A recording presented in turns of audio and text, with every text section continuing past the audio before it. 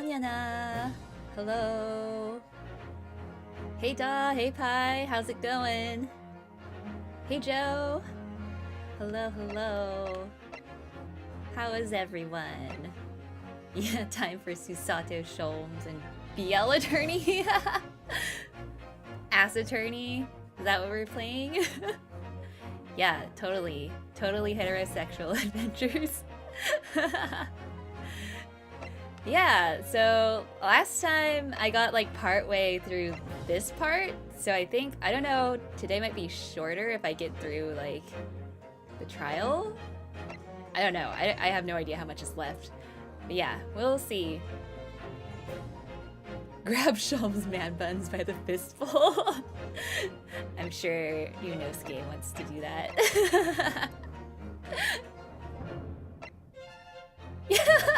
Yo, Tofu. Oh, Ayana's there too.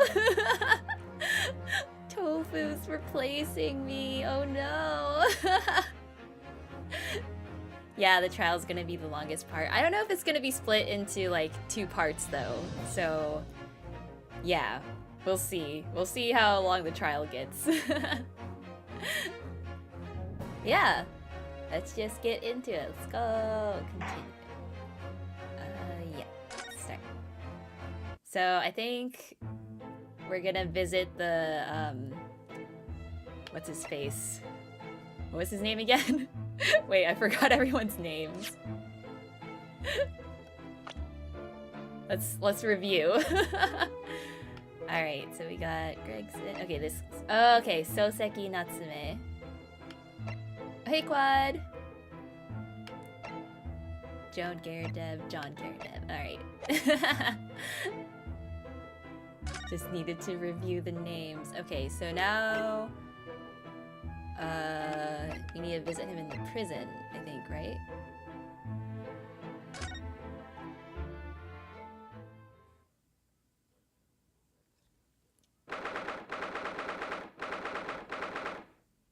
Sholmes' lowly wife.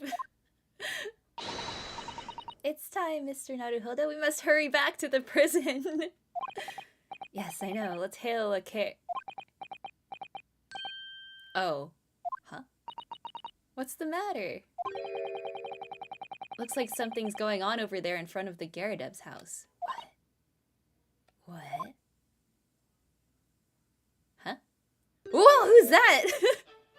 Who's that? What? I know thee not, old man. Fall to thy prayers. Whoa. Whoa, there's so many new people. Who are you calling an old man, you rum-looking nimini pimini? It's a LARPer. Wow, these kooky looking character designs. Mug him? There are more things in heaven and earth, Horatio, than are dreamt of in your philosophy. Who's this Horatio fella, eh? What are you on about? Excuse me. Eh? What the? Who are you now? I'm sorry, it just looked as though there might be some problem here. And my associate here, Mr. Ryuunosuke Naruhodo, is a lawyer, you see. Lawyers don't solve, like, street brawls. Kill him! Whoa, guys, so violent. A lawyer, what? Oh my god, yeah, he totally has a Popeye chin. But he doesn't have the Popeye biceps. If I can be of any assistance, I'd be happy to help. I'm from Japan, but I have studied English law. Tisk. Fine, I'll be on me way for today. But you mark my words. This ain't over yet. Get thee to a nunnery. Nunnery? Do I look like a bloomin' nun to you? Oh yeah, he needs the spinach to see the biceps. That's right. I do hope you're not injured. Injured by Popeye. Oh, fair Eastern maiden, thou art so gentle. Thank you. What was that all about? There are more things in heaven and earth, Horatio, than are dreamt of in your philosophy. I'm not Horatio either. Forgive the inquiry, sir, but are you a lodger here in the Garadeb residence? It's McDonger's son. It could be. They both have the jewelry and the purple outfits. The same dimension as judgment, where lawyers do everything, even kung fu. Ryuunosuke, do you know kung fu? Mr. Garadeb mentioned that he had another lodger, didn't he? Ah, it's this guy? This must be the man. Do you happen to know the other lodger who lives on the first floor? Ah yes, a gentleman named Natsume. Oh, more worthy a polemist in my battle of words, never could there be.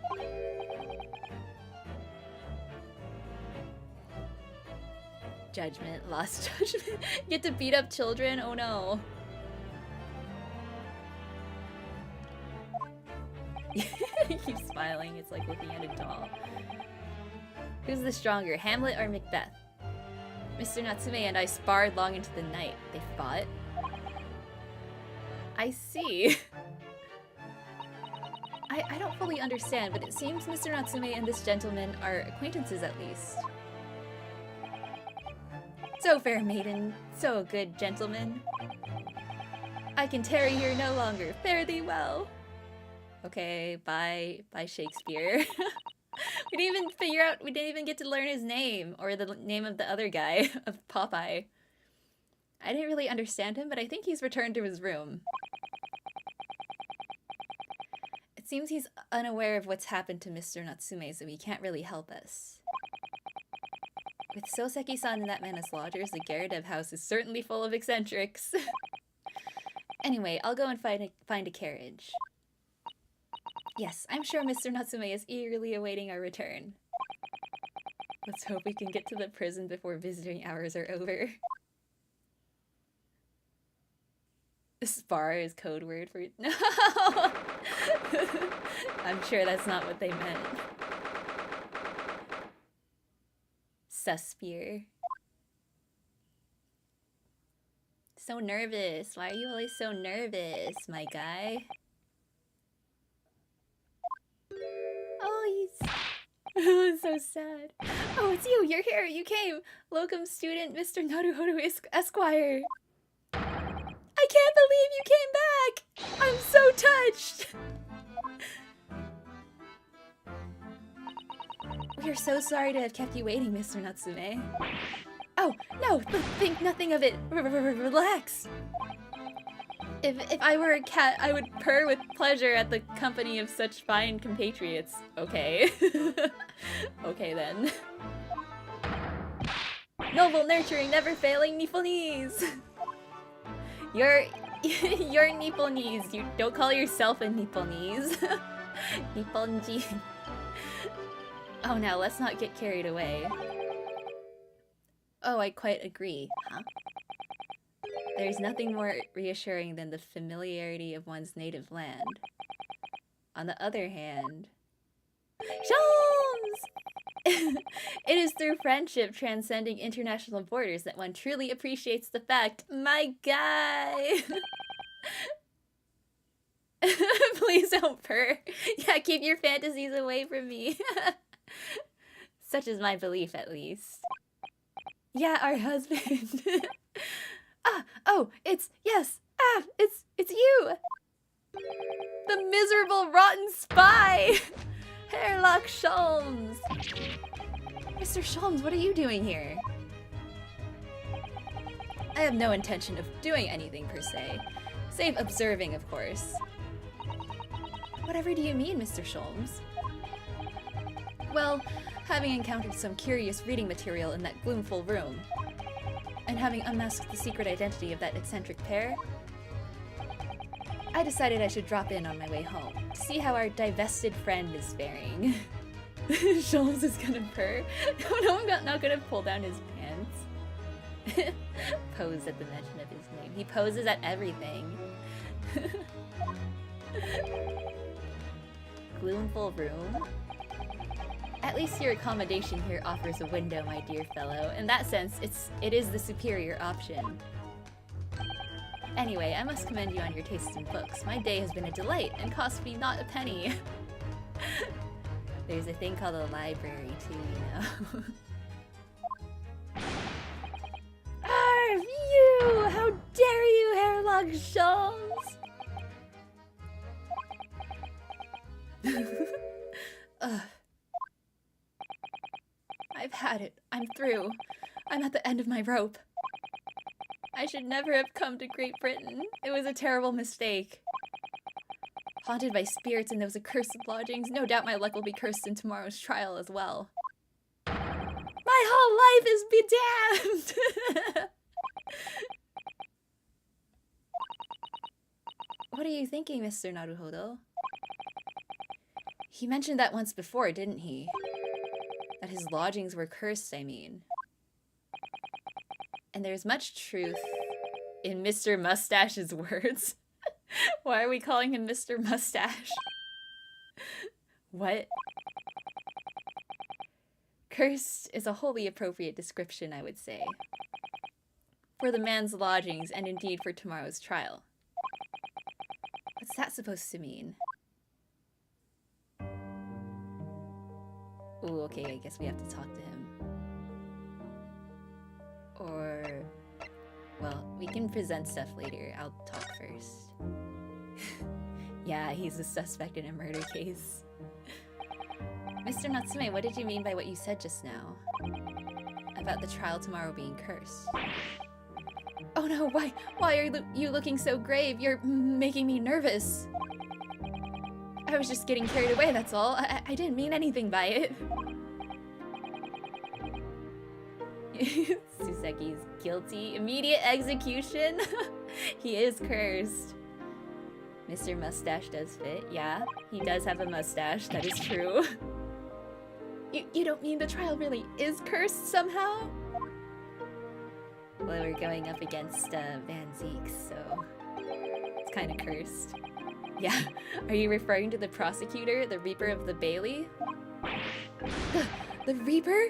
Oh no, what do you mean? Please tell me, summarize it succinctly in 16 salient words. This guy always talks in tongue twisters. No defendant has ever survived a trial in which the Reaper stands for the prosecution. Ever. Why are we telling him that? Don't tell him that. Oh my goodness, can it really be true? That was 16 words exactly. Oh my god, was it?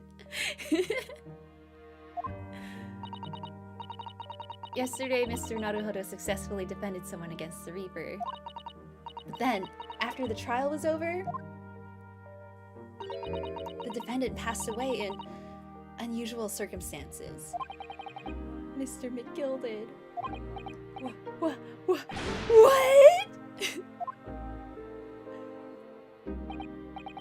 I am impressed, Miss Susato. You have an eye for detail. Actually, the Lord Chief Justice told us. Mr. Sholmes, surely it can't be that having failed to have the accused convicted, Lord Van Zeeks killed the man himself? Oh no, he couldn't have, surely. Ah, you have some wonderful notions. Sorry? Yeah, that ain't how you calm down the defendant.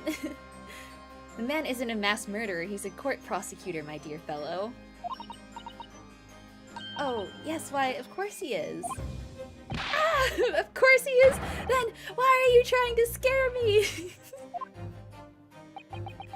It could be said, however, that the real truth about the man is even more terrifying than your hypothesis. The moment the trial's over, he shanks the suspect. Yeah, if they're innocent, he shanks them. What on earth do you mean by that? The Reaper. Yeah, why did Zeke's theme start playing? Because he's a murderer! stab him. He's not my wife, I can't stab him. Van Zieks is a quite exceptional man, however, in London courts of law... Okay, see ya, Pie. Exceptional does not equate to winning every case without exception. Ah, that's good. Soseki-san looks like he's going to cry tears of joy. Oh my god, look at his mustache twitch. I just noticed that. That's so funny.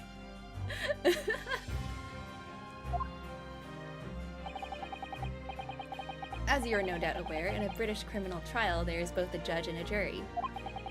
The judge officiates based on the letter of the law, whilst the jury offers public opinion and common sense.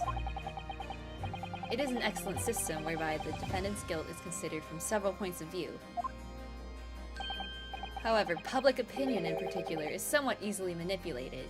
Yeah, like that granny. Right. Criminals and corrupt lawyers, for that matter, can use it to their advantage.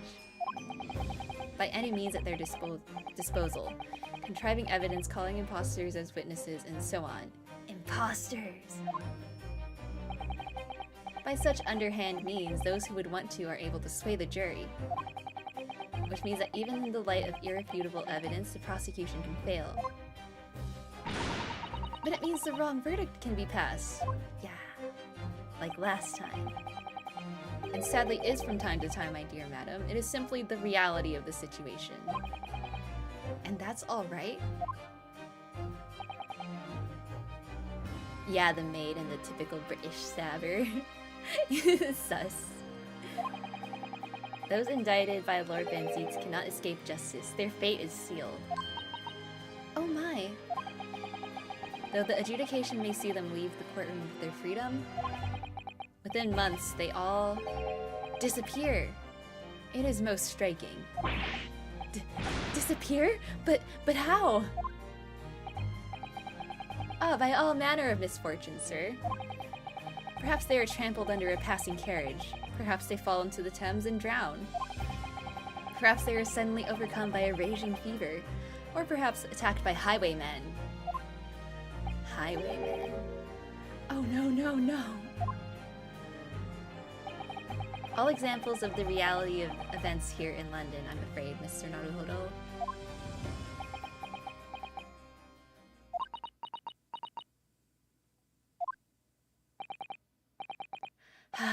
I knew it. I'm a dead dodo, done for, doomed!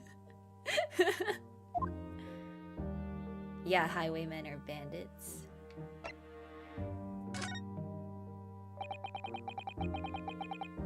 When you said accursed lodgings before, you were referring to your room at Mr. Garrideb's house, I assume? Do you mean to say you believe the place is cursed? It's been a year now since I came to Great Britain. Wait, was it? Didn't he say it was only like a... Oh, he was only in London for a week. Yeah, because he only moved in a week ago, so I was like, he's been here a year? That didn't take long then. Everywhere I looked, there were foreign faces staring at me, laughing behind my back. I was sure people were talking about me. I started to become nervous about going outside. They were always staring at me, all the time, from dawn till dusk.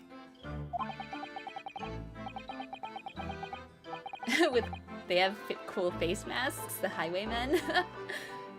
Fortnite default dance in front of this Soseki to rub in his doom. He's already Fortnite dancing. You must have been very lonely having been away from your homeland for such a long time. I've had to move a number of times, most recently to that room on Briar Road a week ago now. Yes, why did you choose there? It seems a little inconvenient. The rent is cheap. I have so little money. It appealed to me straight away. Of course, I asked why it was so affordable. The landlord just simpered and said, "The room is cursed." Oops! He quickly tried to cover his mistake, but it was too late, so I told him, "If you have something to say, then say it, but if not, don't mention it in the first place!" Yes, well said. But it was true, it was all true! You mean, the room really is cursed then? How is it cursed? There's a cat there. Ever since I moved into that windowless hellhole, my sleep has been plagued with nightmares. I awake feeling as though I'm being choked to death. And in my waking hours, people are stabbed in front of me as I walk down the street. I'm branded a killer, thrown in prison. Nobody wants to know me. I'm surrounded by scary, sinister spirits. I'm not scary or sinister. I am a spirit, though. Yeah, so Seki clearly mastered all the Fortnite dances.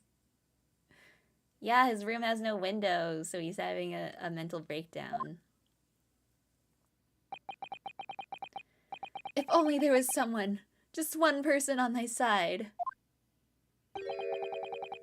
Can no one find it in his or her heart to believe in me? Really, no one at all?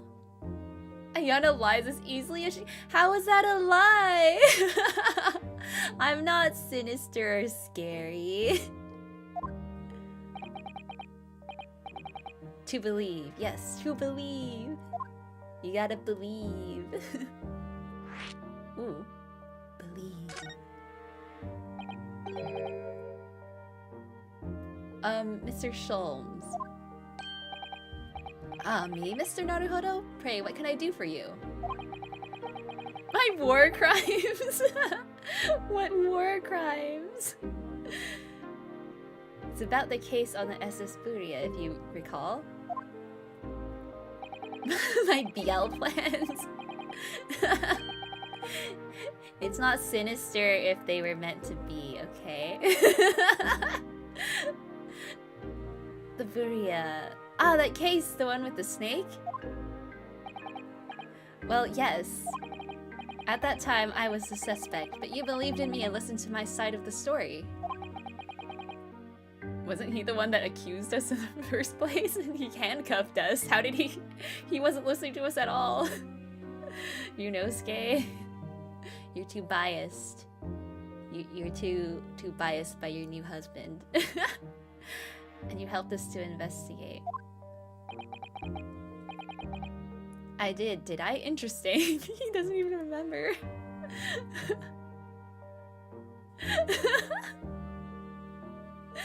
My war crimes.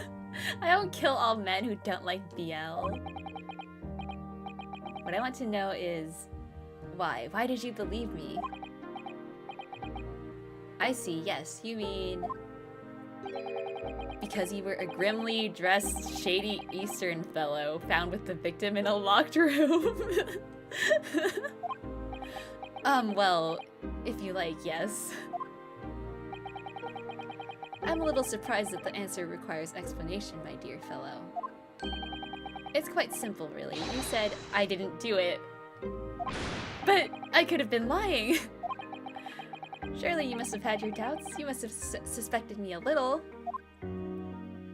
Why did I didn't kill Tofu? I think perhaps you have misunderstood. I neither recall believing in you nor in that which you were telling me. Yeah, he didn't believe us. You see, the only things I believe in are those I choose to believe in. What do you mean, Mr. Sholmes? I make up my own mind about what is to be believed and what is not. If I should like to believe in something, I do. The circumstances can hang as far as I'm concerned. I didn't crush tofu in my hands, what? No! Tofu's right here. Tofu's fine. I mean, we're both dead, but it's not because I killed him. But I could have betrayed your trust. And that case, I should have made an elementary error of judgment, nothing more. Betrayal of trust is an overused excuse in my opinion. Meaning, whether or not one should trust another is, in the final analysis, down to oneself. Choked on one of Tofu's bones. No. Oh, hey, Robin! Another favorite moment when Naruhodo finds a reason to stand in court. Yeah, he has to believe. Hey, welcome back, Pi. It is a matter of whether or not one can trust oneself. Yes, yes, he's right! He's right! Welcome student, Mr. Naruhodo Esquire. Why does he always call him that? Whether or not I can believe in myself?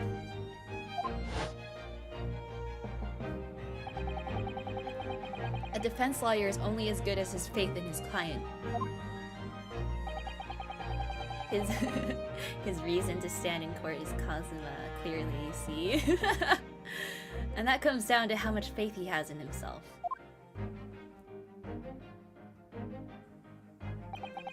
You were so right, Kazuma, yeah!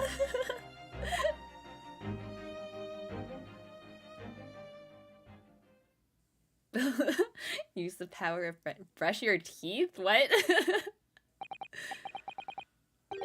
Well, my dear fellows, it is time we were leaving, I believe. Already? Visiting hours are over. The guard will be here shortly to escort us out. There is a restaurant near here that serves excellent trout. Would you care to join me? He invited us out to dinner! Soseki can't come. He's in prison. Oh dear, there's never enough time, is there? He wants some trout. All he said. Mr. Natsume? If you'd like, in the trial tomorrow, I'd be happy to represent you. Yay!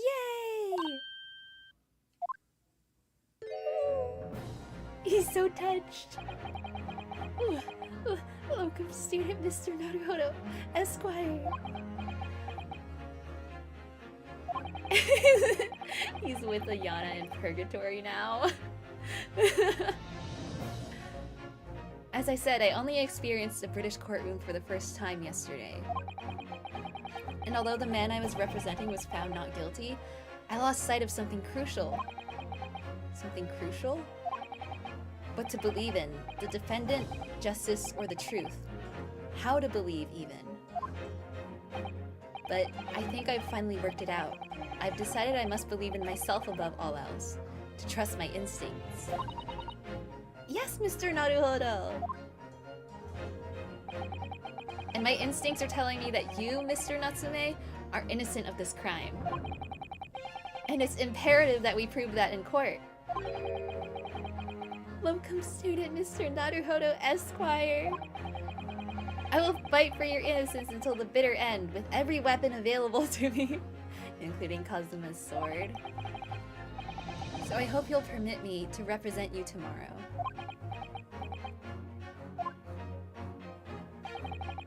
As I said when we first met, I'd like to entrust my fate to someone who will listen to me, in my native tongue. Of course, Mr. Natsume. It would be fair to say, Mr. Naruhodo, that your mind was, in many ways, made up from the outset. You merely needed the events of today to fully realize it. Yes, I think you're right about that. Yeah, good guy, Ryuunosuke. Gonna eat some steaks again? No, we're gonna go eat trout with Shalms. I have to flip. Maybe I'll have to flip over the trout and find the coin.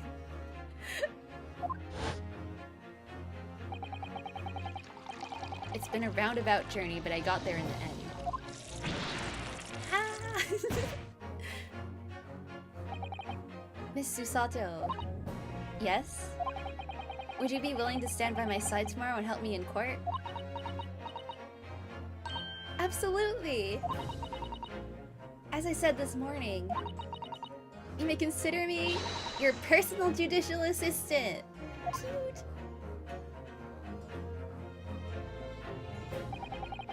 The shocking events of yesterday's trial still weigh heavily on my mind. But it's time to stop looking backwards. Kazuma believed in me, and Mr. Sholm believes in me too. Now too. So it's time. Time that I learned to believe in myself. Soseki-san has no one. He's all alone. So it's my job to help him, to fight his corner. Tomorrow, in the courtroom, with all the strength I can muster.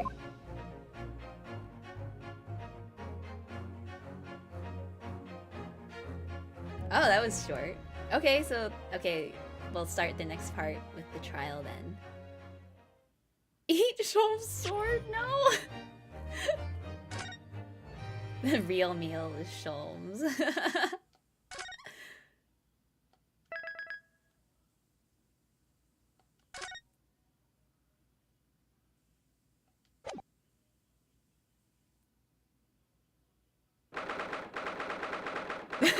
Good stream. No, we're gonna keep going. I want to start the trial.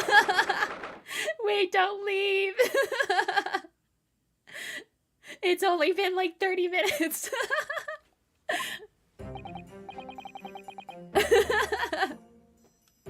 Oh no! Come back. I never expected this. Who'd have thought we'd be back here again so soon? We are on a study tour of Great Britain with the intention of learning the country's legal practices. That was a sus stream. I'm still here! I'm right here!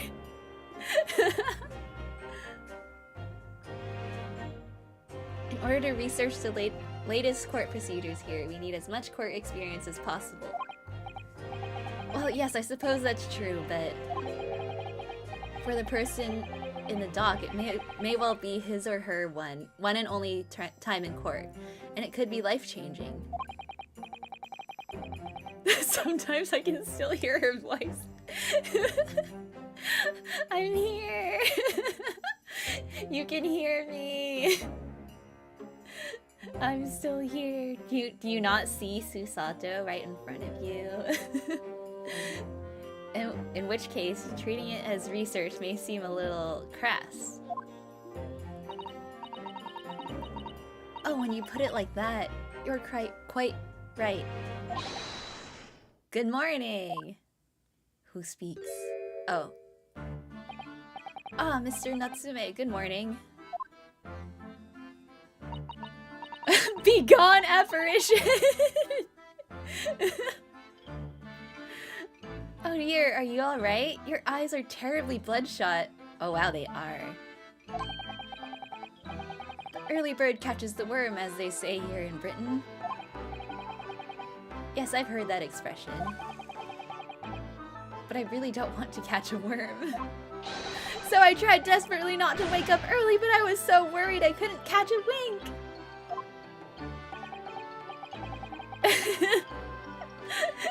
No ghosts.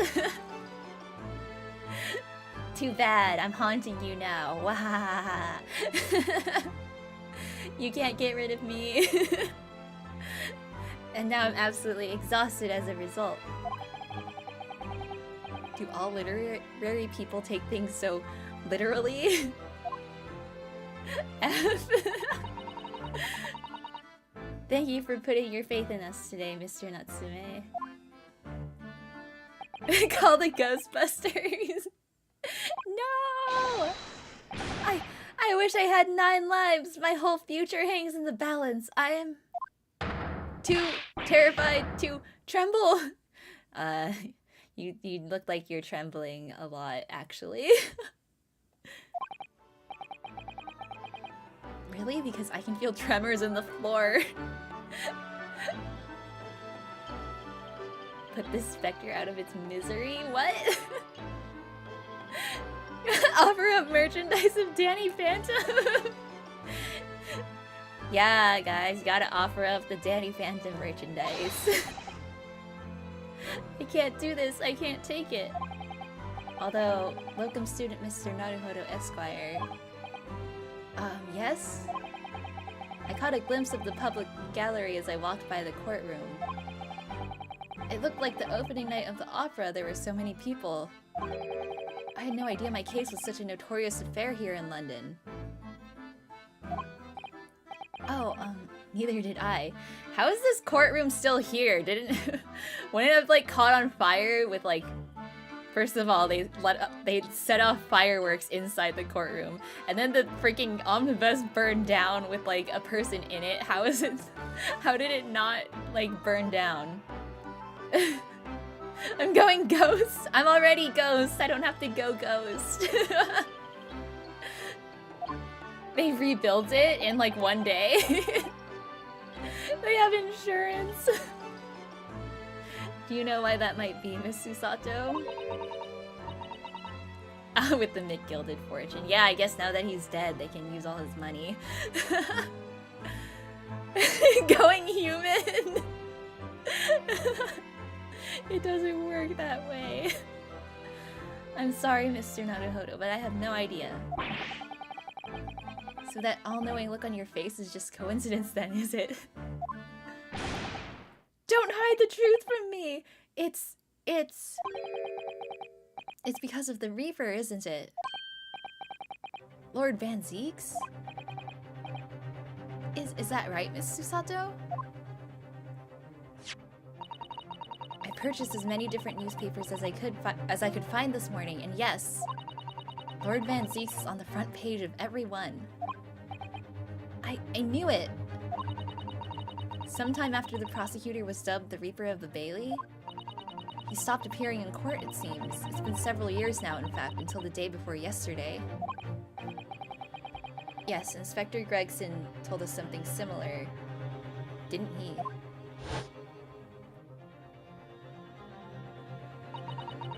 Trial 2 days ago marked Lord Van Zeek's return to the courtroom after a very long hiatus. The trial of Magnus McGilded? What a harrowing experience that was.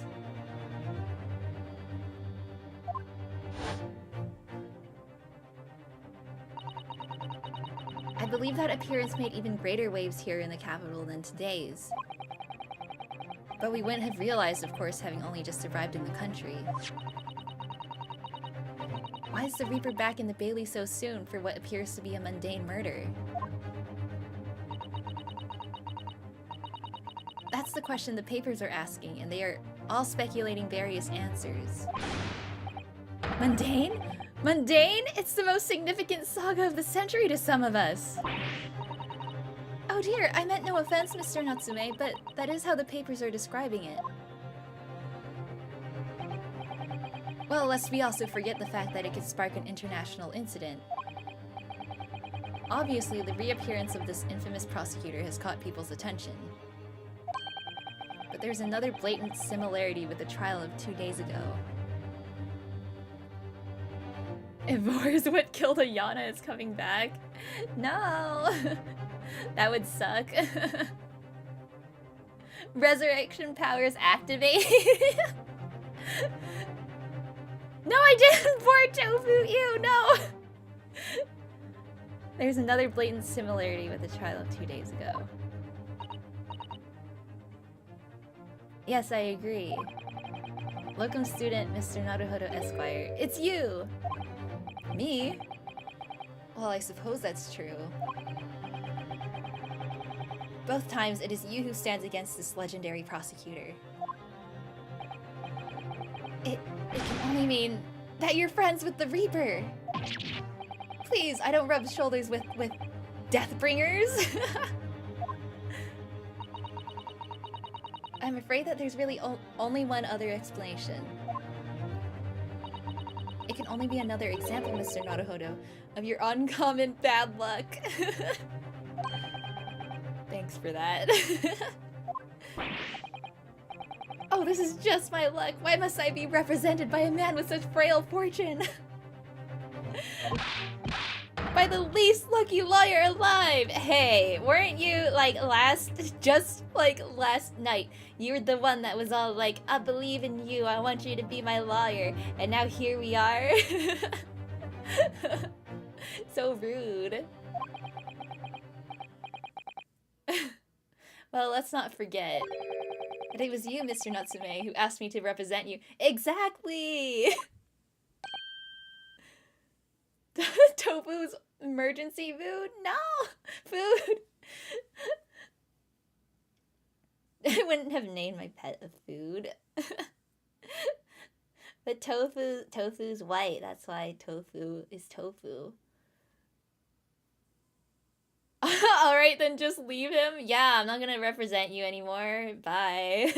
Too bad. Just stab him. Yeah, stabbing him, that'll definitely calm him down. Tofu's bones. No, I didn't choke on Tofu's bones. How is Tofu racist? Igiari. Yes, it's true that I'm just a student, new to London, with little in the way of experience or skills, or luck. But I promise you this. I will fight your corner until the bitter end, and I will believe in you, Mr. Natsume. Oh, benevolent locum student, Mr. Naruhodo Esquire. You're not alone here with us, Mr. Natsume. Whatever happens, we will always be on your side. Oh, benevolent, non-locum assistant, Miss Mikotoba Esquires. I am in your debt forever! I shall never forget this great kindness for as long as I live. Mr. Natsume, counsel for the defense. The court session is about to begin. Kindly make your way into the courtroom at once. Alright, let's go. Trial time. A few nicknames Iris called people in the fan translation. Ryu, Susie, and Gina was... Jean Bean? That's cute!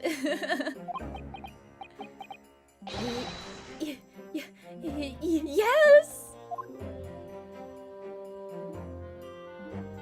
Jean Bean. This is it. My second appearance in a British courtroom. And my second trial against the Reaper. I hope you're watching over me, Kazuma! Because this time, I won't let my faith waver. I'll believe in my client to the last. Just like you believed in me.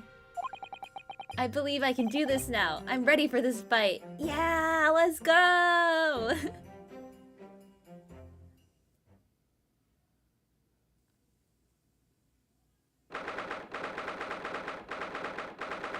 Can we get a non-sus defendant?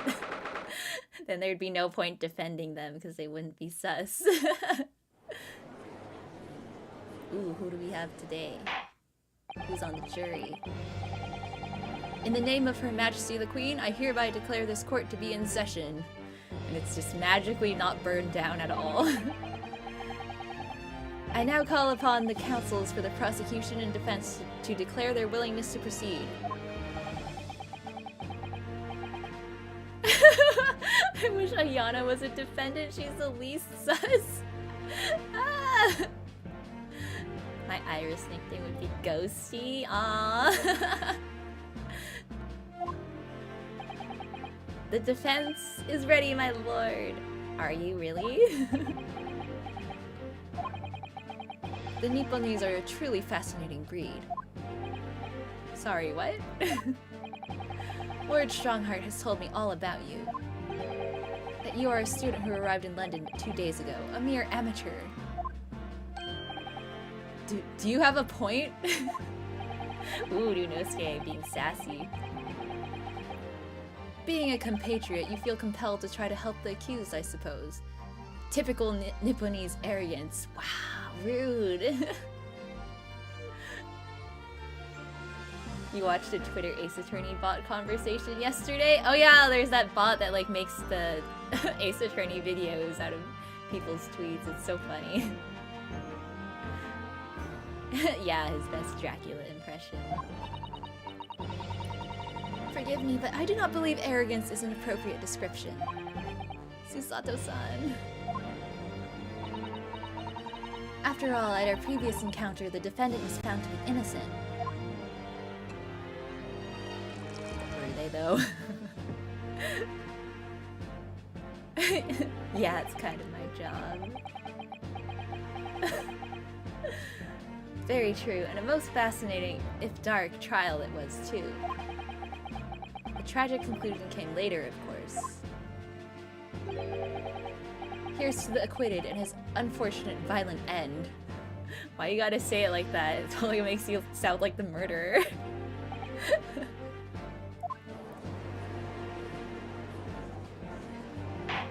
Yeah, give us Miles. Where's Miles? Thank you, counsels. I see both sides are in fine fettle. Now, ladies and gentlemen of the jury, are you ready to carry out your duties here in court as impartial members of the public? You never know. Oh, it's the same people. Or, oh wait, no, this is the... He was the witness last time. Right? Or is this someone else? You never know when you might be down on your luck, but I believe in fair play for everyone. Wait, is that someone else? He looks like that guy that was like in debt last time. Yeah, the cane biter, isn't it? It looks like him. Yeah, he was witness. McGilded is now McGrill dead. Hey. Well, I must warn you, I'm rather more ruthless than I appear. Ooh, this lady. Ooh. His eyes. Oh well, not me. What you see is what you get. I'm a peace-loving fellow. Oh! It's the maid! The domestic abuse maid. I'm afraid to say, I think it's quite possible that mustached foreigner did the deed. Whoa. Come on, what are we waiting for? No doubt he did it anyway. Sorry, didn't quite catch that. We always have to have, like, one elderly person on the far right. Yeah, new people. Yeah, it is Bruce Fairplay. Mr. Foreplay. Yeah, maid wife abuser. Very well, let us proceed. Your opening statement, if you please, Lord Van Zeeks.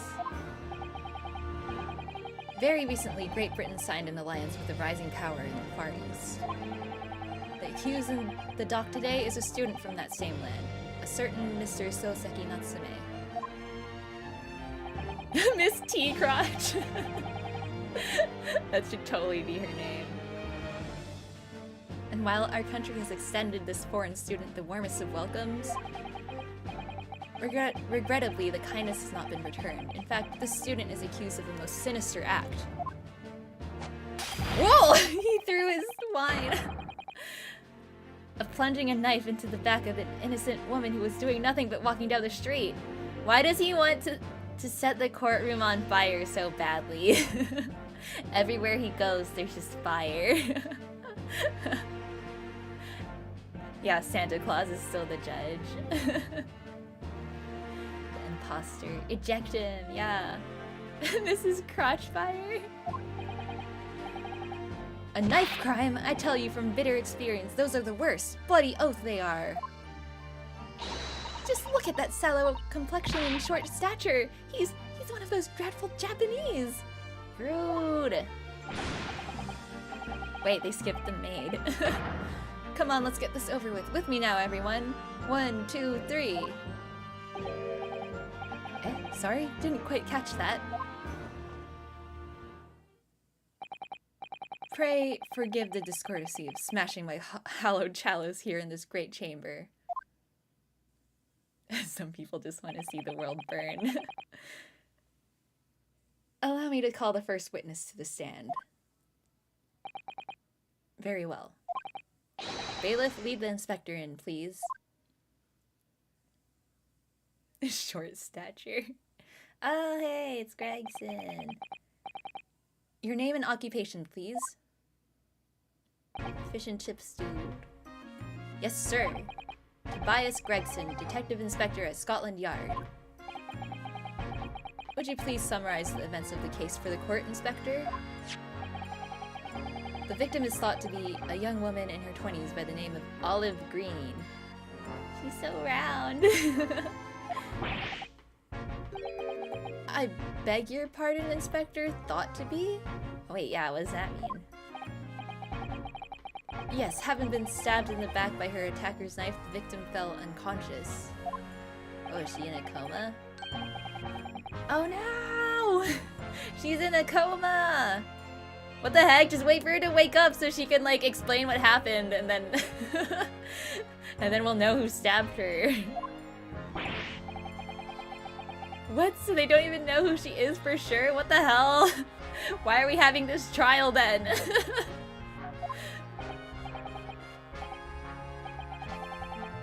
Comatose. I see, but her life is not in danger. Fortunately for the Eastern student, the charge will not be murder. Well, that's good. Pray elaborate on the details, Inspector. Sir, if I could ask everyone to look at the street map. The detective who's not on an instant noodle diet. Yeah, I guess fish and chips is like a slight step up above instant noodles. If Luigi was British. Oh my god, he does look like Luigi. You're so right. People that sit behind fancies deliberately sit there so they get free wine. I could definitely see that happening. Gumshoe. Inspector No Chin. As I mentioned, the incident took place 3 days ago, at around 5 in the afternoon. It happened on the pavement running alongside Briar Road, a wide thoroughfare for horse-drawn vehicles. It had not long since stopped snowing as the victim, Miss Green, was walking down the street. Out of the blue, she was approached from behind by the accused and stabbed in the back.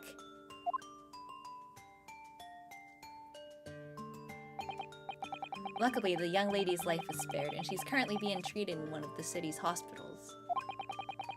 Being unconscious as she is, we've been unable to take a statement from her, of course. This is the case file with everything we know about the victim so far. Thank you, Inspector. The court will accept the documents as evidence. Okay. Found with a knife in her back, currently in the hospital. What of the weapon that was used? Sir, I have that here. It was removed from the victim's back. Ooh, it's a pocket knife.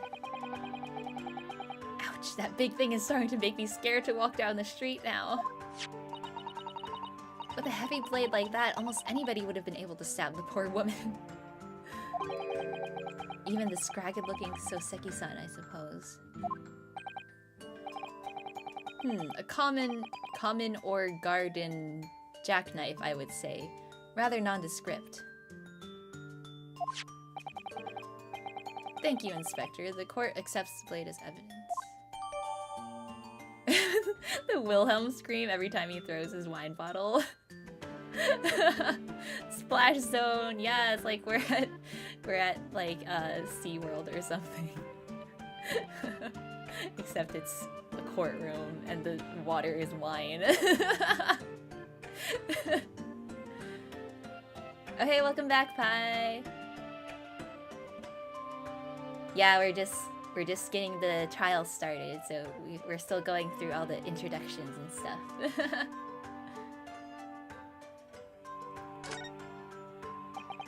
Now then, what do we know of the motive? Money or valuables, I presume? From what we can tell by looking at the woman's possessions, it seems like she's a poor student herself. Hard to imagine she would have had anything much more worth pinching, my lord. I see. Well, in that case, are we looking at some deep-seated resentment toward the victim? I'm afraid I couldn't say. Apart from visiting second-hand bookshops, the defendant, Mr. Natsume, doesn't appear to get out much. At this point in time, we haven't been able to establish any sort of connection between him and the victim. Hi! Hi! If theft and grievance had been ruled out as the motive, what reason could Mr. Natsume possibly have had for stabbing the young woman? Yet you arrested the man in spite of that, in a totally unjustified and heavy-handed way. Igiari. Whoa! He threw the entire bottle! Pray forgive the discourtesy of flinging a freshly uncorked bottle into the public gallery. He threw the whole bottle! Sue him. Yeah.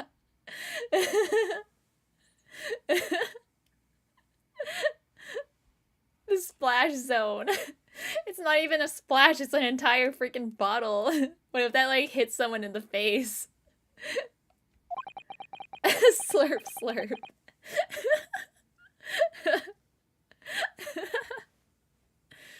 But your words have soured its hallowed bouquet. Yeah, it was an unopened bottle. For it is you, my learned friend, who is being heavy-handed here. Yeah, some lucky guy gets free alcohol, unless they got, like, bonked in the face with a wine bottle. What? Scotland Yard does not arrest people without good cause. That should be beyond question. Inspector Gregson, the prosecution calls for your formal testimony. Explain to the court precisely why the constabulary came to arrest the Nipponese student.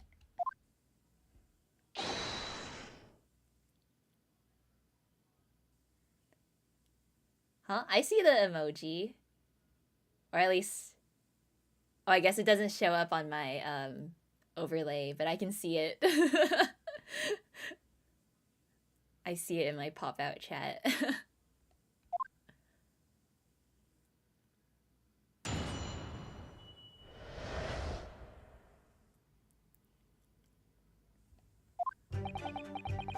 Arrested him because we felt like it.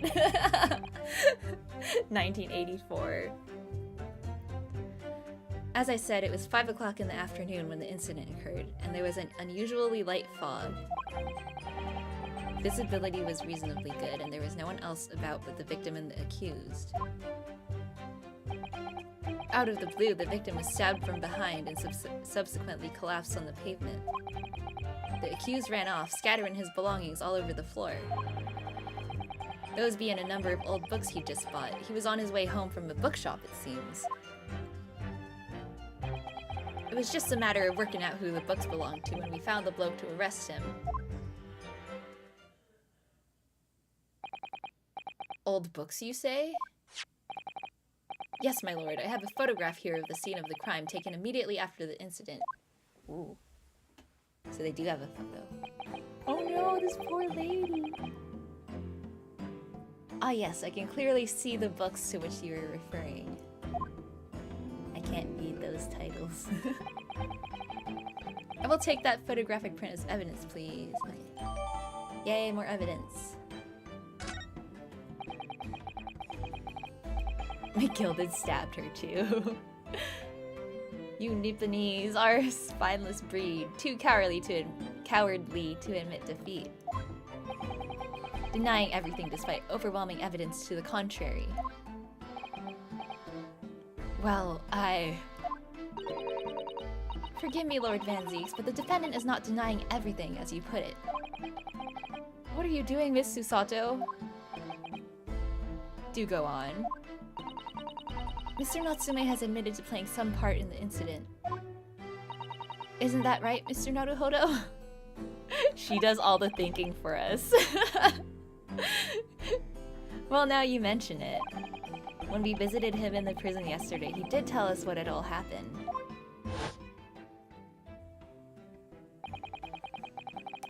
As I was walking along the accursed pavement, I could make out the sole silhouette of another ahead of me. A woman wearing a green overcoat she was, and just as I went to overtake her...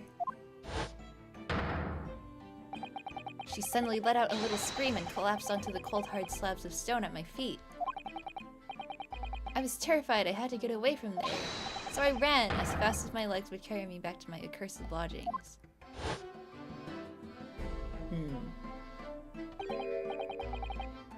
A green overcoat? Well, that's exactly what the woman in that print is wearing. The cheek jiggle. Oh my, a photographic print in full color! What will the world come up with next? Just you wait, lady. The defendant has done nothing more than admit he fled the scene of a terrifying incident. That does not mean that he's guilty of the heinous crime of stabbing the woman in the back. Yeah, if anything, that makes him a witness, not the murderer. There was nobody else there at the time, just the two of them, the victim and the accused. In other words, there's nobody else who could possibly have stabbed the woman. Yeah, imagine describing VTubers to these people. His little pointy finger. A fact that the accused concedes. She wants to slap a man. It seems this cross-examination could prove to be pivotal, counsel. Proceed, please. Okay. Nothing for it. I have to use this cross-examination to turn the tables here. It's our only chance.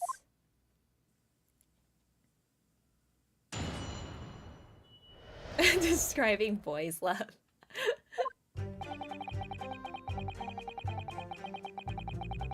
5 o'clock in the afternoon.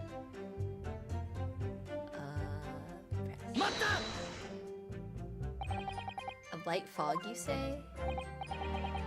Well, light for London. You could see the opposite side of the street for once. Not much farther, though.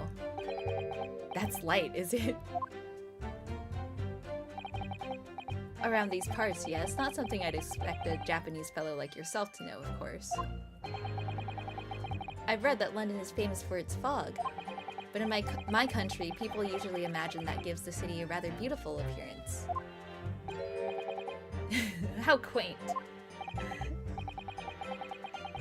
Your Honor, behold an anime girl. It's also a girl, a ghost, but she's not important. What's important is that mouse.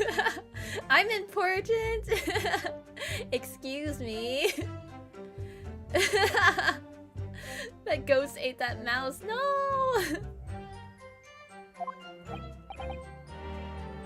I see. At this time of year, the fog causes a large number of accidents, especially when it's heavy. Sometimes you can't even see your own hand at the end of your arm. Indeed, the other day I was very nearly trampled by horses before I could see the carriage they were pulling.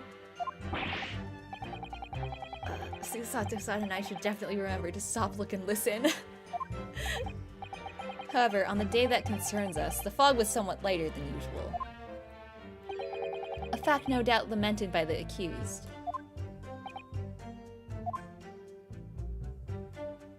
For the entire court? No, what? Get Phoenix on this case. Phoenix can explain VTubers to the court. Okay,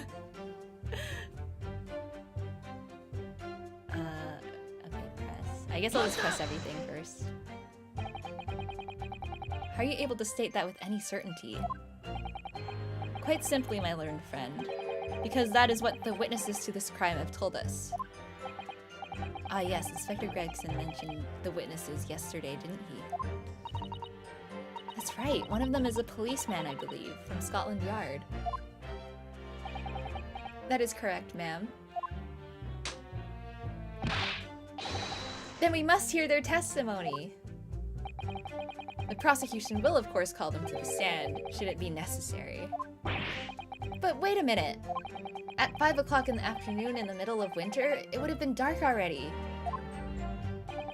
No matter how light the fog might have been, no one could have seen. I'm unaware of the situation on your tiny island in the east. But here in the capital city of Great Britain, all main roads are illuminated in the night by gas streetlights. Ah!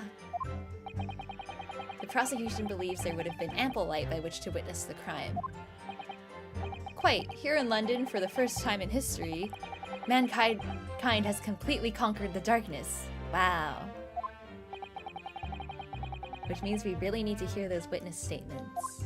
If I could just get through the fog of this cross-examination, maybe we'll be able to.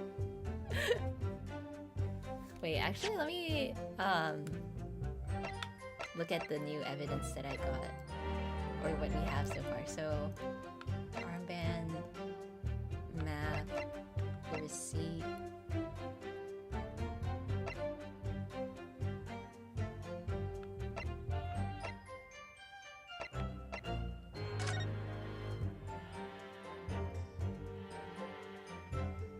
Oh, okay, that must be the next witness, Rolly B.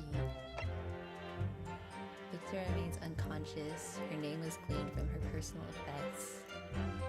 No other signs of injury. Assailant was seen running away by the reporting officer and was successfully arrested.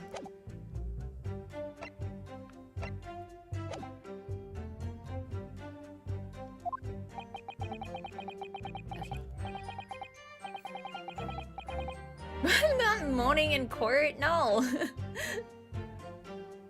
That's not what that's not what that was. Seems the counsel for the defense is taking stock. Continue with your testimony, Inspector.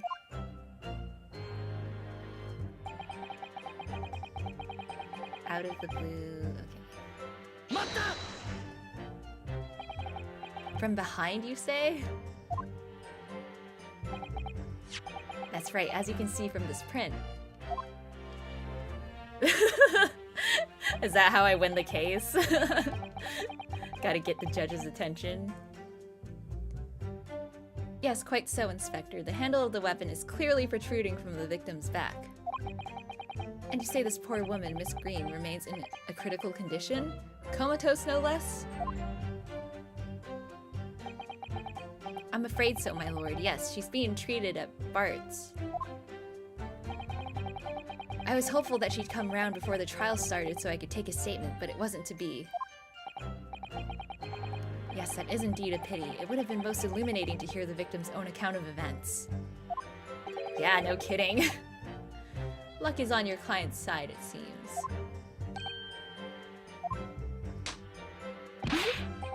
On the contrary, my client has been exceedingly unlucky.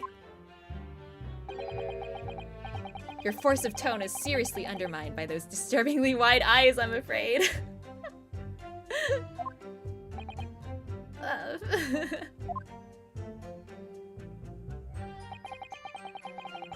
off, scattering his belongings.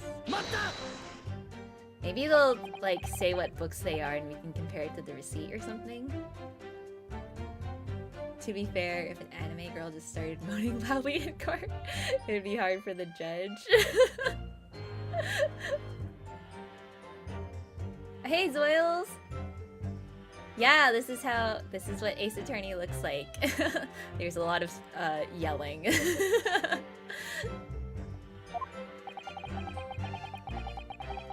think you'll find it's all there in the photographic print of the crime scene.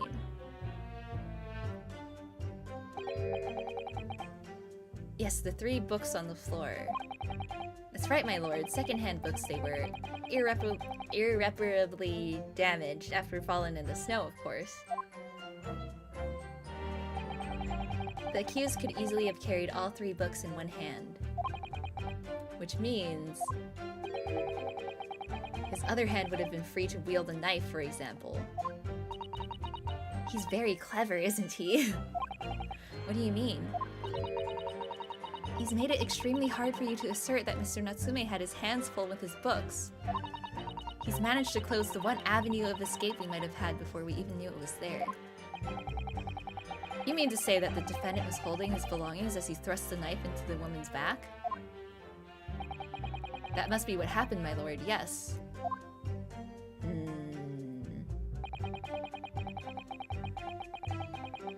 The judge is willing to make a deal with Ayana to let the defendant go if she gives up her treasure trove of Danny Phantom memorabilia.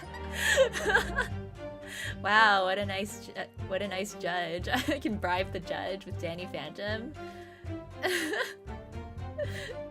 Pass non-guilty. I'd like to see the defense lawyer after assembly.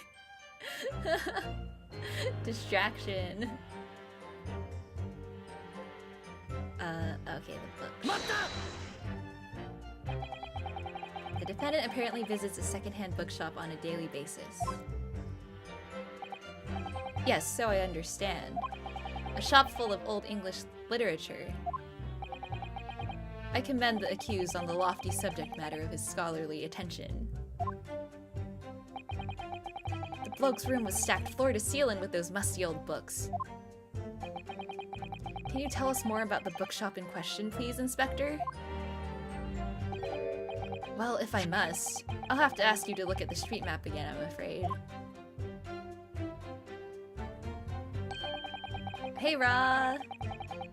Hard plastic, Jenny Fett. Yo, wait, what are you trying to say? Closest secondhand bookshop to the accused lodgings is this place here, Forbin Books. A little place on the corner of Briar Road and near Sham Street. As it happens, the accused is currently living in lodgings on the other side of Briar Road at the opposite end. Which means it doesn't take a genius to work out the route he would have taken home. Okay. Something like this.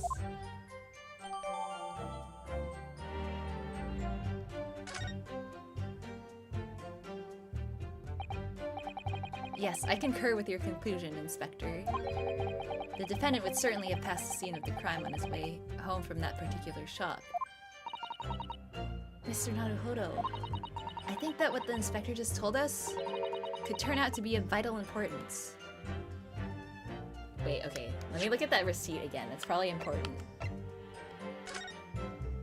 Okay, yeah, so he didn't go to that bookstore. It's your books. It's not, whatever the bookstore he's just said. Bourbon Books? I found a contradiction! Warning labels not to swallow! Choking hazard!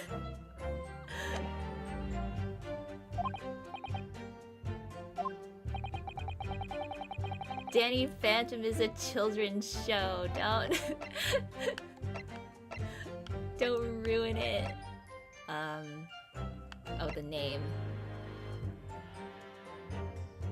Right. Yeah. Bookshops. Because it's your... Inspector Gregson, may I ask you a favor? What? Would you kindly add the name of the bookshop to your formal testimony, please? I believe it may be of vital importance. Maybe? Oh, well, you know, I mean, yes! It could be a very important clue! Okay, have a good lunch, Joe! See you! Very well, not that I can see it being of any great significance. But please revise your testimony accordingly, Inspector. Yes, sir, whatever you say. Okay. Could the man be any more sardonic? On his way home. Okay, I don't have to press it, I'll just present.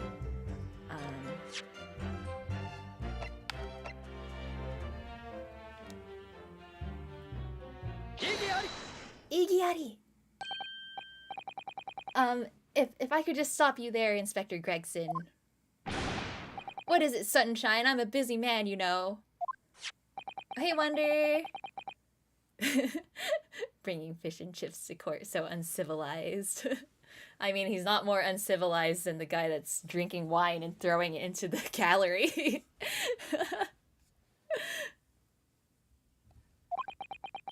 Issued on the day of the incident and details the purchase of 3 secondhand books. And you found that in the accused's room, did you? Yes, but the point is not where the receipt was found, but the name of the shop printed on it. Go on. This receipt was issued from a bookshop called Your Books. Your Books? Y-O-R-E, I presume. No, Y-O-U-R. They're your books. Not my books, your books.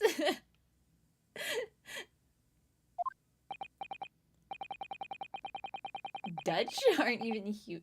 What? Yeah, my books. Yes, my lord, so Mr. Natsume did indeed purchase a number of books at a secondhand bookshop that day. However, the bookshop in question was not Bourbon Books. Eh? What? Inspector, do you know of this other bookshop? Yes, sir. Your Books is another secondhand bookshop not far from Bourbon Books. Wow, there's so many bookstores on that one block. It's like having multiple coffee shops on the same block competing. It's just that, well, it's such a small place, I didn't think the accused would have known about it. Igiari!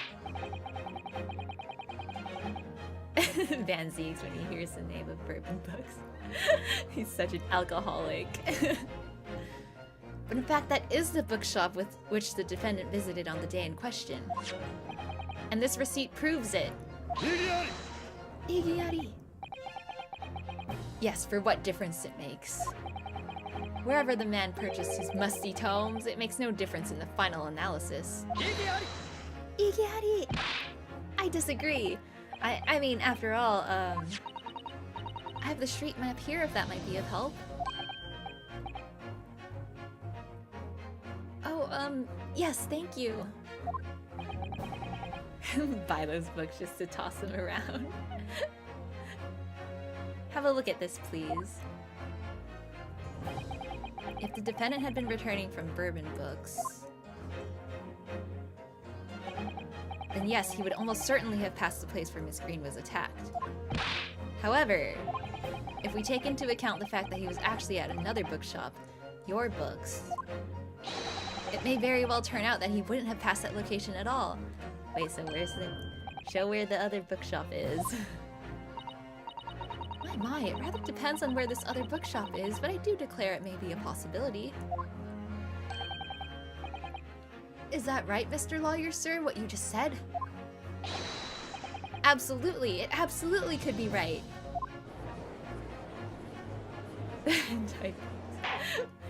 Yeah, reading those makes you crooks. Inspector Gregson, where is this Your Books establishment? Well, obviously we looked into that. It turns out that Your Books is just here on the next corner of Meerschaum Street going east. Ooh, so he still technically could have gone down that way. Or the other way, but we can't... How are we gonna prove it? I'm not a crook! And there you have it, as you can clearly see now. Oh. Ooh, gotta pour some wine. My learned Nipponese friend is obviously in training to be a clown. He called us a clown! The way he regales us with such witticisms. To your future career in the circus. Ryuunosuke the clown. Grr, you put that glass down now or I'll put it down for you. Yeah, Susato. I choose you, Susato. You, Susato, take down.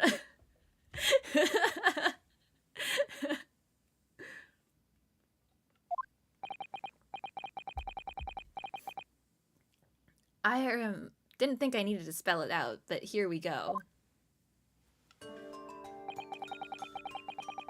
If the accused was coming home from Your Books instead of Bourbon Books, there's no doubt he still would have passed the place where the victim was stabbed. Dang it. But he could have gone around too. What about the other way? Yes, thank you, Inspector.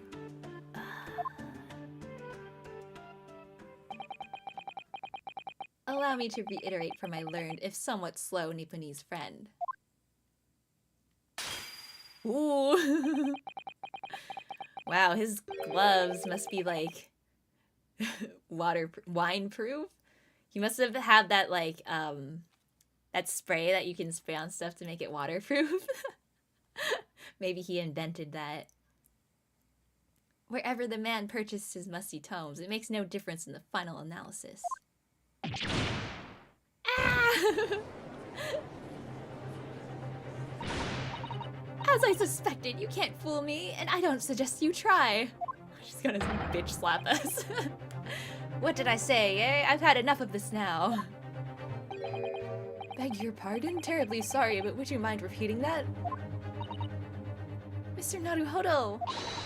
We mustn't give up. What do you mean?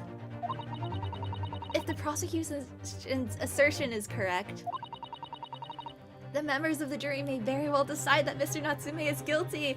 No, not this again! Ah, she's absolutely right. Ryu, you are the entire circus.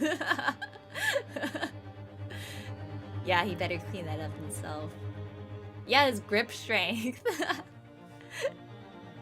Must have incredible grip strength.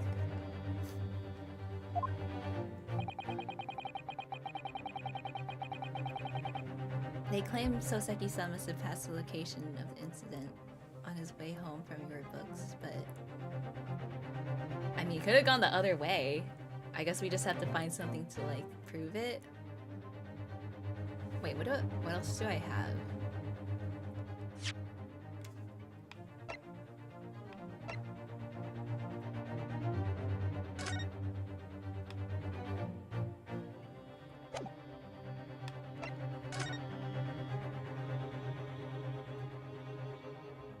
East side.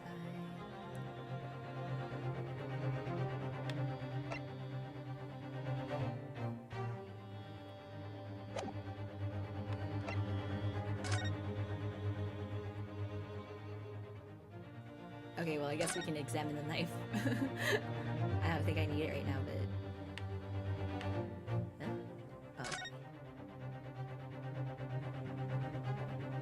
Oh. Must be good with those hands. Oh, wow. Oh, they're not gonna, like, say anything about the knife when I examine it? Can't find anything out of it. Okay.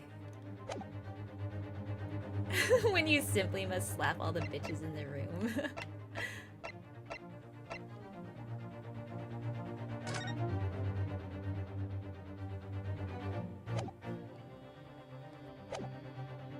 Alright, well, let's raise an objection. The assertion just made by the prosecution is fundamentally flawed.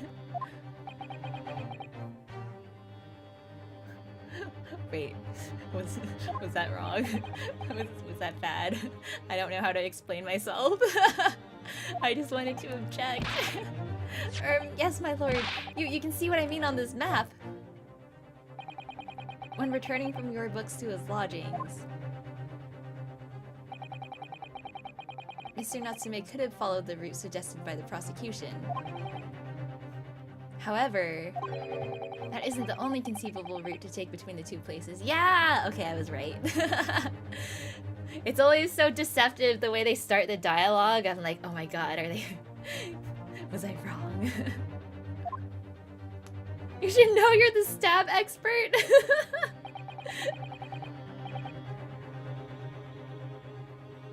If the defendant used these streets, look what happens!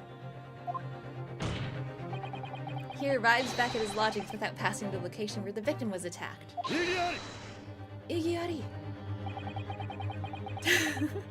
Talking back to a clown is a fool's errand, of course. However, I feel compelled to point out that that route is what is commonly referred to as the long way round. Maybe he just wanted to, like, take a walk. On a cold winter's night, why would any man choose to take a longer route home? Can't we just ask him? Just ask Natsume. Well, the answer is extremely simple. He wouldn't. How would you know? In other words, the accused took the obvious route back to his lodgings and is the obvious perpetrator of this crime. Yeah, to read. He wanted to read while walking. Aha, yes, I've got it. Obviously, we must ask the man himself. Yeah, that's what I said. Ask Mr. Natsume which route he took home. Yeah, sometimes you don't want to go straight home. I've already informed the court of the accused's response to such questioning. What? He claims he has no recollection. Natsume!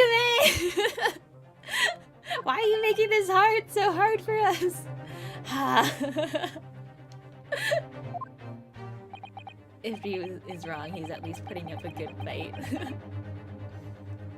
That's right, as I said, the bloke seems to spend his time outside wandering aimlessly from A to B. That day was no exception. He says he doesn't remember where he was or which route he took home. Then maybe he took the long way round, because he got lost. He doesn't know the short way. I don't believe this! Come on, Ryuunosuke! He didn't prove anything! He still could have taken the long way. Ryuunosuke! He gave up so fast. And suggests that we do not waste any more of the court's time by wandering aimlessly around this subject. Pray, what say you, insightful jurors? But even if that is the case, the defense still... Hold it! Whoa! Wait, who? Who spoke? Ooh! I agree with Lord Van Zeeks. Wholeheartedly and in every way! Bruh, no! He's gonna, launch the fire. We members of the jury are completely convinced now. What? Already? But he didn't prove anything. Minus 200 manly points. Ask him what the shape of the moon is. He rolls high on the bluff check. Very well, in that case I hereby call upon all members of the jury to present your findings to the court. Yuzai! Yuzai! Yuzai! Yuzai! Yuzai! Yuzai! All of them? Wait, old man! Old man! No! Grandpa! God damn it! Not again! We didn't even get to do anything yet. It would appear the jury's leaning is unanimous. No! To the insightful members of the jury, I applaud your brave resolve. You serve Queen and country admirably. Mr. Naruhodo.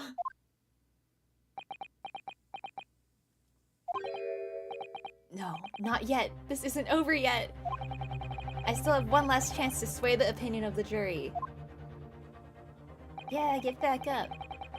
I have to tip the balance of those scales the other way. I have to turn this around.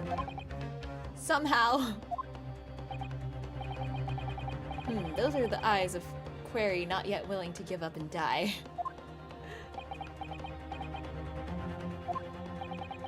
So I presume you intend to wield your rights again in this trial. Rights of the defense written into antiquated British law that should have been buried long ago. Yeah. Phoenix Ray would have never let this happen. It took multiple generations to learn how to not let this happen. Call it antiquated if you will. But it's the defense's prerogative to carry out a summation examination if it so chooses. Yeah, who gave him another cup?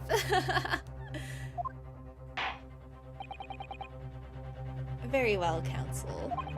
In accordance with the letter of the law, we shall proceed with the summation examination. Are the members of the jury ready, Mr. Foreman? Of course we're ready. I'm all too familiar with that Nipponese whippersnapper and his onkus refusal to throw in his alley. Very well then. Ladies and gentlemen of the jury, you will each explain on what grounds you have determined the defendant to be guilty. Oh, okay, so this is that thing where I have to find the two statements that like contradict each other. For pity's sake, that little Nipponese oddity already admitted it himself, didn't he? If he said that a woman in green collapsed before his eyes, why, it can only have been the victim. The man wouldn't have gone around to houses on his way back from the bookshop, not in winter. So the poor woman was attacked from behind, was she? How dreadful. I really don't care. Can't we just wrap this up now? I've got work to be doing. Your books. Yes, nice shop that. Bourbon books? No, not worth a visit. Ooh, interesting.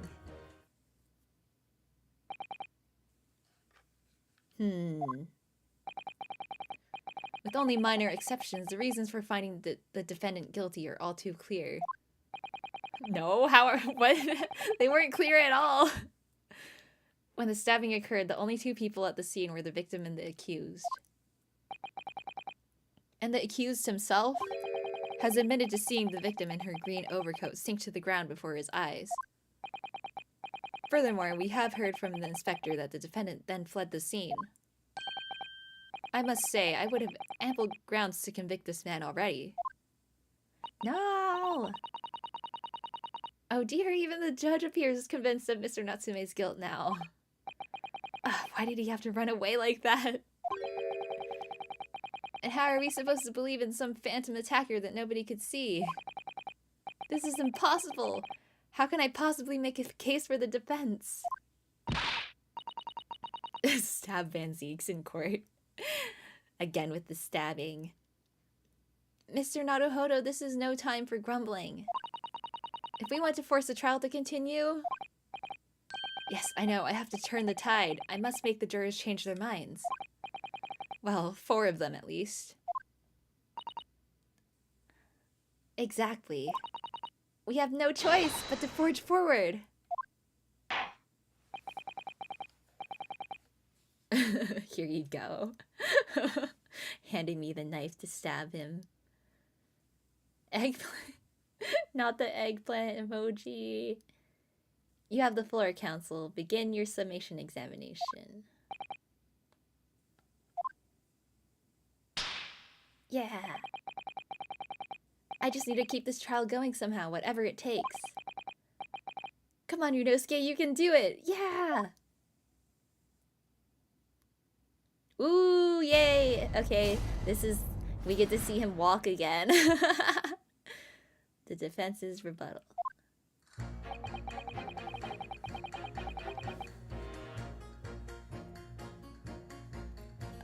Oh, okay, I guess we'll just press everything again.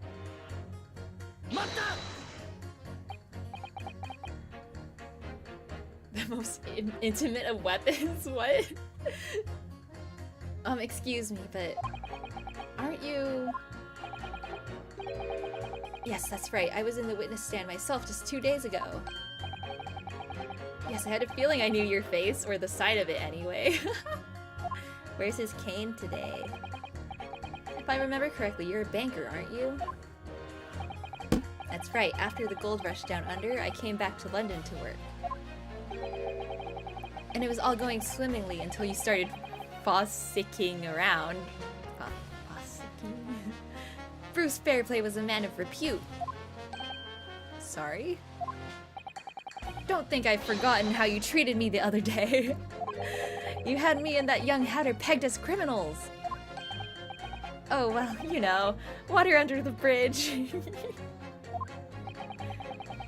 Now there's all sorts of rumors buzzing around, and the police have been badgering me non-stop. If I could turn back the clock. Well, anyway, I don't know about the hatter, but at least I'm in the clear now. And free to make up my own mind about who's guilty and who isn't. Ha, thank goodness. But yeah, I guess we'll never actually find out who the killer was for the last case. I mean, assuming it was McGilded, but we'll never actually know. His cane was eaten. Wow, he actually ate the entire thing. Alright, maybe I might struggle to change this man's mind given our awkward history. Oh dear, I wonder what's become of Mr. First now. Yeah, where's Hat Guy?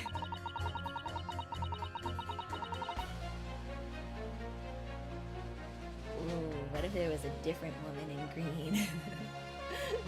He ate it, yeah. Yeah. Yeah, it was probably Mr. McGilded.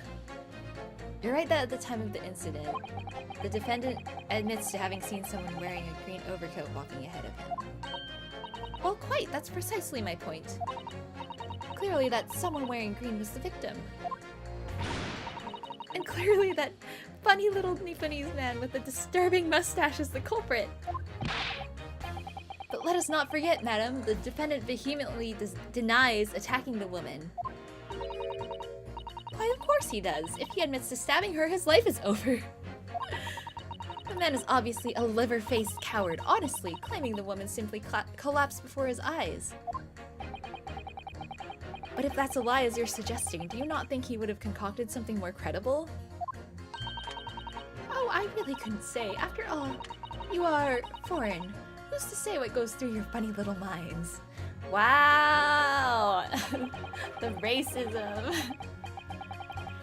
I could tell you what's going through my funny little mind right now, but you wouldn't like it. I do declare the man has already made the admission. He himself has stated that there is nobody else around. Surely the conclusion is obvious. No one else could possibly have committed this awful crime. If no one else could have done it, the accused must be the man. Really, it couldn't be more simple. Your argument is compelling in its simplicity, I must admit. Yeah, how dare she? Oh my, you are too kind, my lord. Wow, does she like Santa? Just wait till I show up in court, the mad villain. Just like McGilded. Gonna do an evil laugh.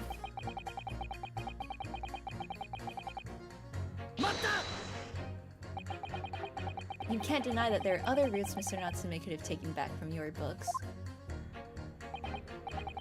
Oh yes, like you drew on the map, you mean? What was it? Calabash Road or something? Precisely. But it seems to me that what counts is whether the little Japanese fellow actually went that way or not. Well, yes, that's true. And at the moment there's no proof that shows he did, is there? Well, yes, that's true as well. And as I understand it, the accused himself doesn't remember which way he went, does he? Well, yes, that's annoyingly true. Winter nights are dark and cold, so the way I see it, you'd want to get home as quickly as possible. Well, yes. Why is all this true? So really, the only thing that makes sense is that he went home along Briar Road. I'm supposed to be convincing you here! Come on, Ryuunosuke, use your lawyer skills! I have given it a lot of thought, you know. I didn't just make up my mind on a whim that he did it. The juror is smarter than us. I mean, if there was some logical reason why he might have gone the Calabash Road way, it'd be different. I'd be happy to reconsider my position in that case. Honest, I would. Wow, what a good dude. A reason why Soseki-san might have taken the longer way home. Yes, a good reason. I don't imagine you'll be able to sway this young man's opinion without one.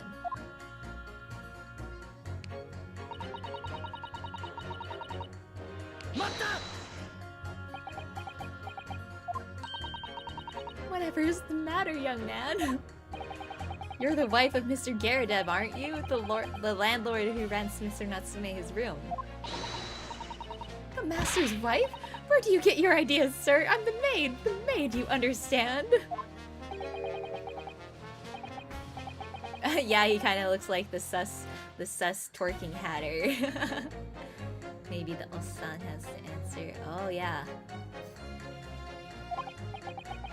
Why didn't you mention this yesterday? That you'd been selected for the jury in this trial, I mean. Well, I was told not to mention it to anyone until the day of the trial, you see. It was in the letter I received. The instructions were very clear, so I'm afraid I had no choice. I see. Anyway, Mr. Natsume, the defendant, takes lodging in your master's house, doesn't he? Yes, that's right. Although he's only been in a little over a week now. And in that time, surely you must have taken stock of his character. Does Mr. Natsume look like the kind of man who would commit a crime such as this? Oh my goodness me, yes, he's just the sort! What? Spending all his time in that dark and dingy room, sporting that unscrupulous mustache? The man never speaks, and don't get me started on those shifty eyes. All the neighbors are talking about him. Oh hey Taka! Yeah, it's court time! Court time, baby! I've heard them, you know. People think he must be building a bomb in there or something. Oh dear, poor Mr. Natsume. How could people say such things about him? He's just a harmless bookworm, nothing more. Well, you just called him a worm, so... Anyway, I'd better be careful about inviting this maid to speak. She's said enough damning things already. Yeah, it's the big fat slappy woman.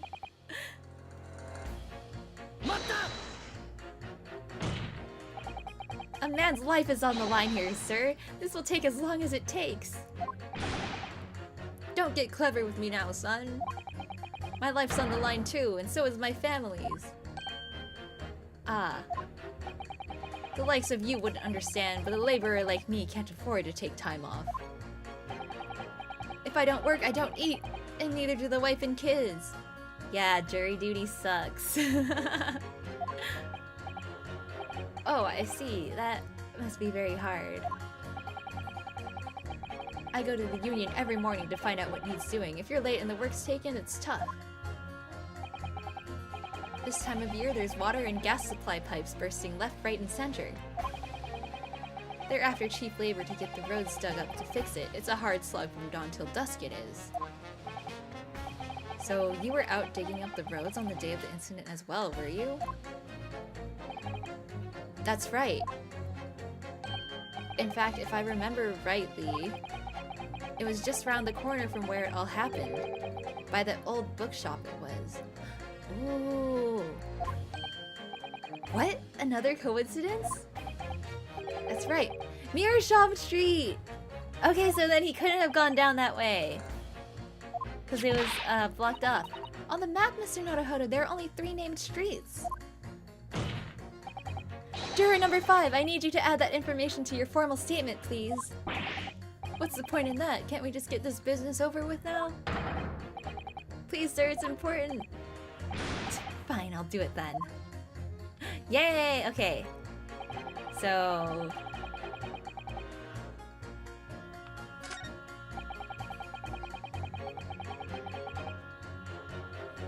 okay, I'll press this, and then I think... Oh wait, let me see. It was this guy, right? He just wants... Yeah, so I'll hit those 2. But let me just interrogate the old man first.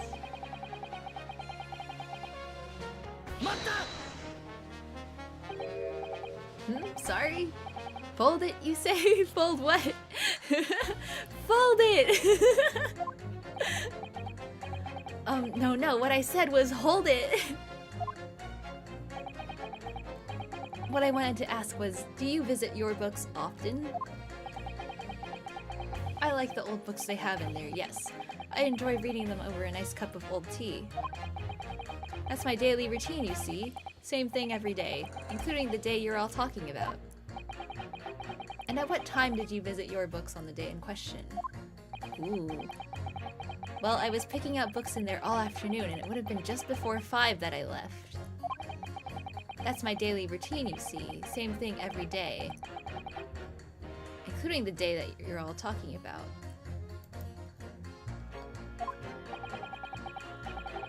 Just before 5, you say? Exactly when the victim was attacked. Are you sure about the time? Oh yes, no mistake there. I remember it well. I'm not about to forget that day in a hurry. Not after the dreadful time I had. What do you mean? Well, I was walking down Calabash Road when I slipped on the ice and donked my head. Oh wait, this dude's wearing a green coat too! So maybe Natsume saw this guy, and they're both round! Oh! It's always worse after the snow stopped falling. That's when it's most slippery. Knocked myself clean out, I did. I really thought my number was up. Oh my gosh! Wait a minute, let me get this straight. This happened on Calabash Road? That's right, I live in Cornpipe, you see. Yeah! The guy, yeah, wearing green who fell! We figured it out! Heading down Calabash Road is the quickest way for me to get back from your books. Juror number 6, I must insist that you add that information to your formal statement. It may very well be extremely significant. Yeah, let's go! The woman was stabbed by Ayana, why? Sorry, extremely sick? No, I'm quite alright now.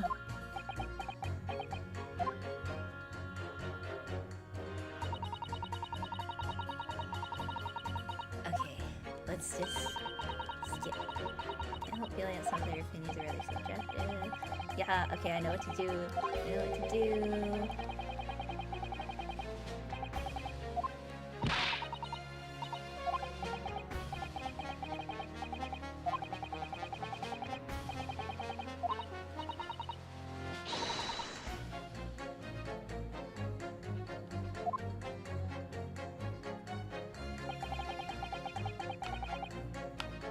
So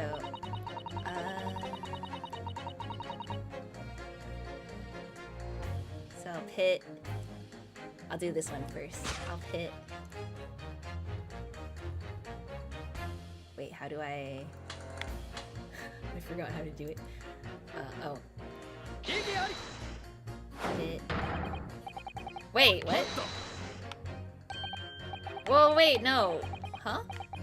I didn't choose both of them. Wait, okay, I messed it up.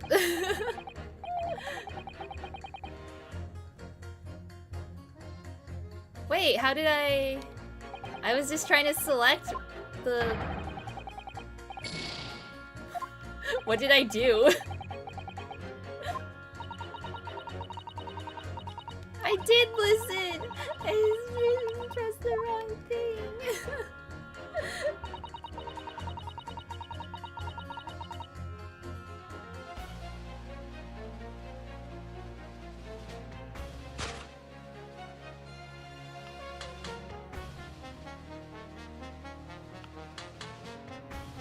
Oh, okay.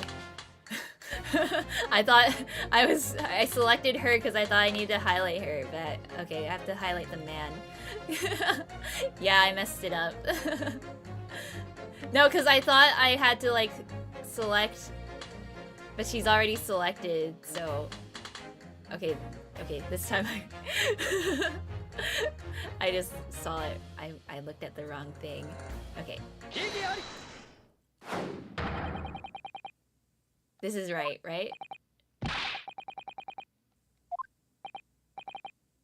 Well, juror number 2, juror number 6. Yeah, okay, this is... Okay, good, cool. My, whatever do you mean, sir?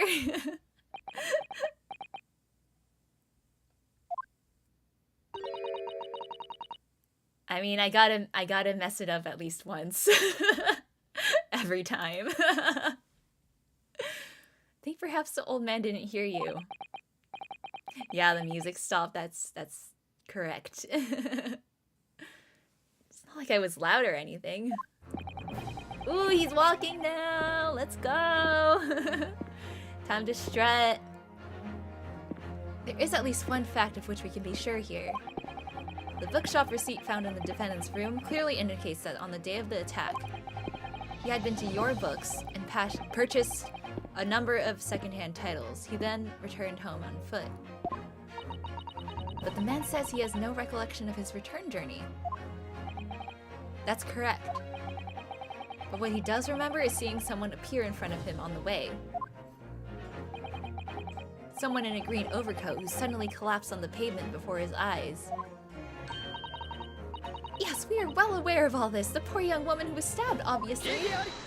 Igiari! Can we really be sure of that, madam? He has a flat butt. Nothing like your iron buns. Whoa. I'm sure you heard juror number 6's account of what happened to him that day. That same afternoon, there was somebody else apart from the victim, who was wearing a green overcoat and who fell over on the icy streets in the neighborhood. Oh my! My goodness, you mean... That's right, I'm referring, of course, to hard of hearing juror number 6. Are you really suggesting that the person in the green overcoat whom the defendant saw collapse in front of his eyes was the jolly old gentleman on the end of the bench here with me today? That is entirely possible, yes. After all, the old man has a somewhat similar build to the victim. Well, look at that. My goodness me. Sorry, you need a pee? And crucially, we know precisely where the old man in the green overcoat fell. On Calabash Road. Therefore, if the person who Mr. Natsume saw collapsing in front of him was in fact juror number 6, it means the defendant must have taken the long route back to his lodgings. And if that's true, then clearly the crime scene on Briar Road where the woman was stabbed was not on his way home. Oh my! Got him! You idiot old man! If you hadn't been so daft as to be roaming about there, we'd have boxed this off hours ago! Sorry, you're stuck in jury duty. And really, what were you thinking wearing such a befuddling coat? What did you say to me? Is it a crime for the elderly to walk the streets these days? Is it a crime to slip over on the ice? Is it a crime to keep up with the latest styles and wear a beautiful green overcoat? Is it? Hold it. Huh?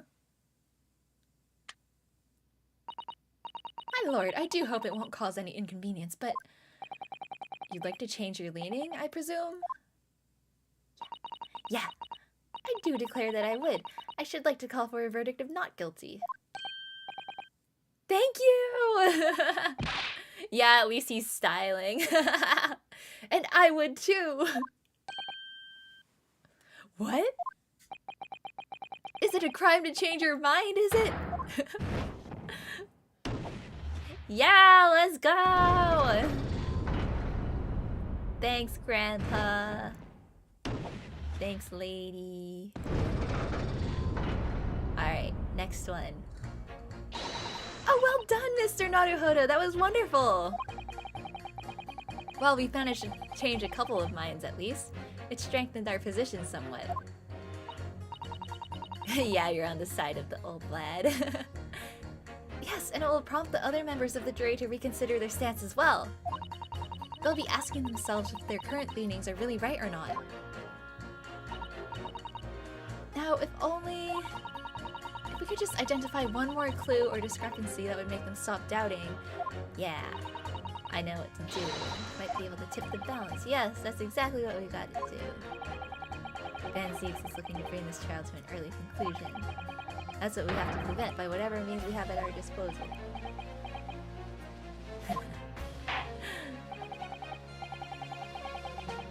Better a flat ass than a dumb ass.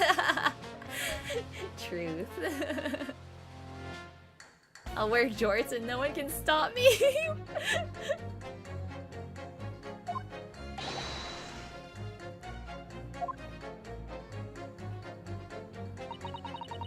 Okay, so now pit this guy against the construction guy, right? Yeah, okay.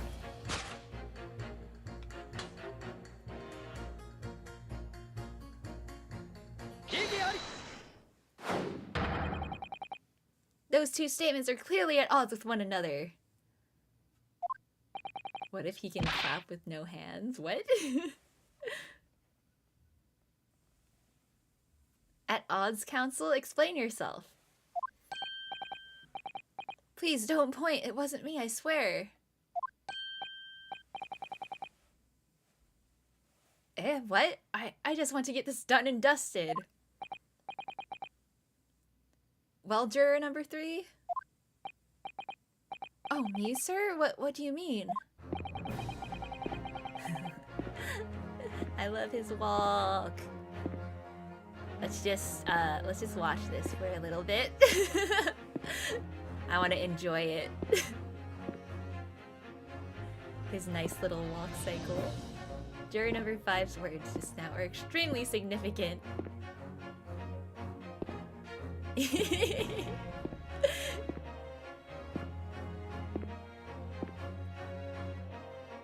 got such a nice, like, rhythm. Okay.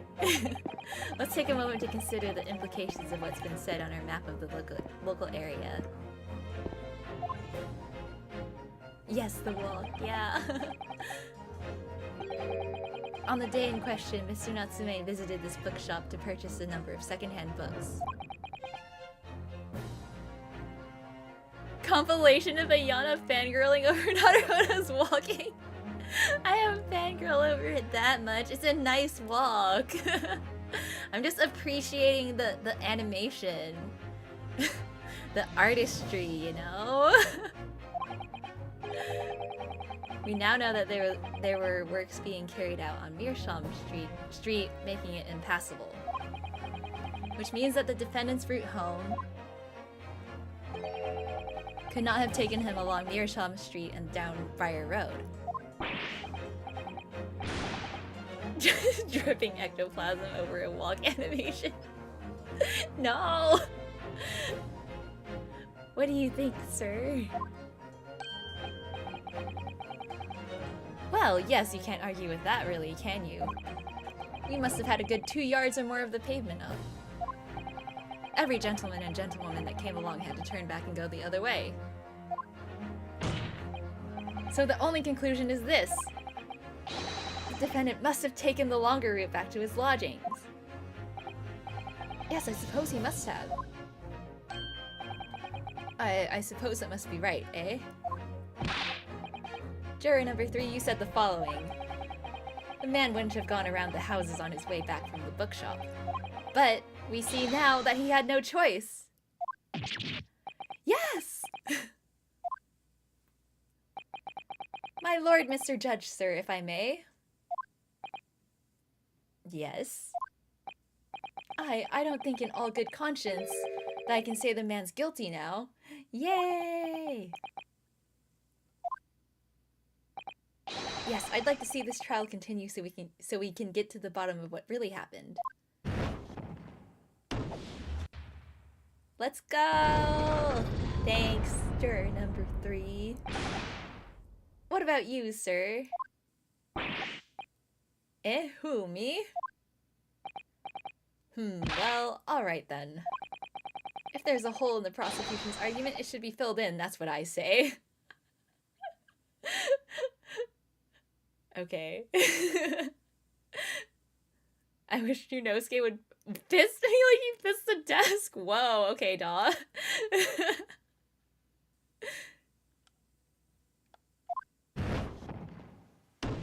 Let loose the flames of justice.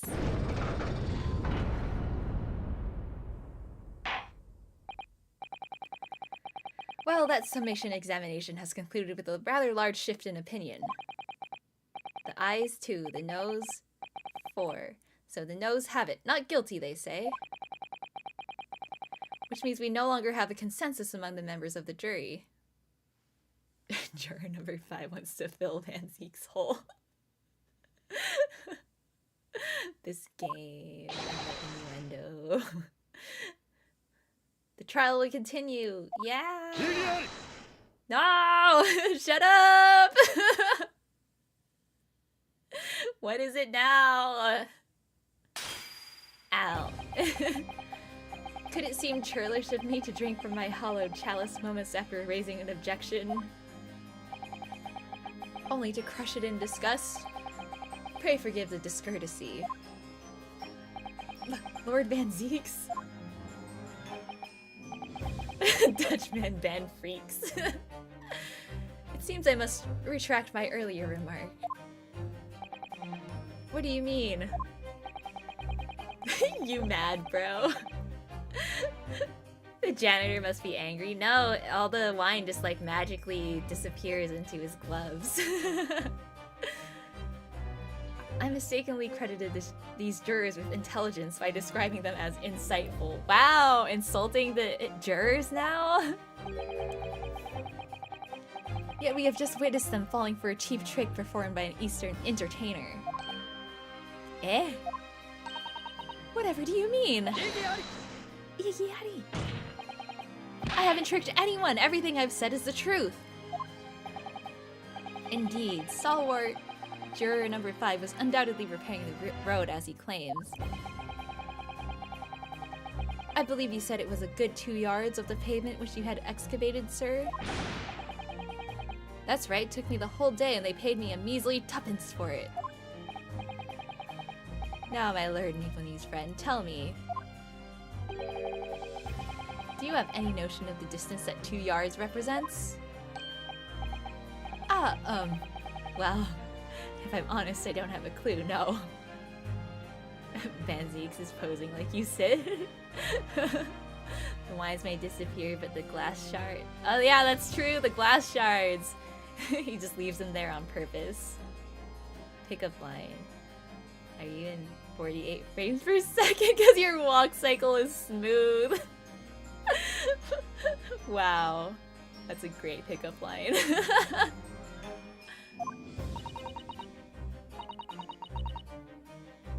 You smashed a Coke bottle by accident the other day? Oh my god! How? Did it like fall? Or were you like throwing it behind at people? 2 yards is a little less than 2 meters. Less than 2 meters? That's not much at all. Oh, it fell because you grabbed it from the top. Oh no! That sucks. In other words, a distance readily vaulted by anyone of moderate vigor. Went to throw it away and it slipped. What? It's not my fault! I hope you're okay though. Hope your hands are okay. Glass shards are no joke. That's like... Yeah, that can get really painful.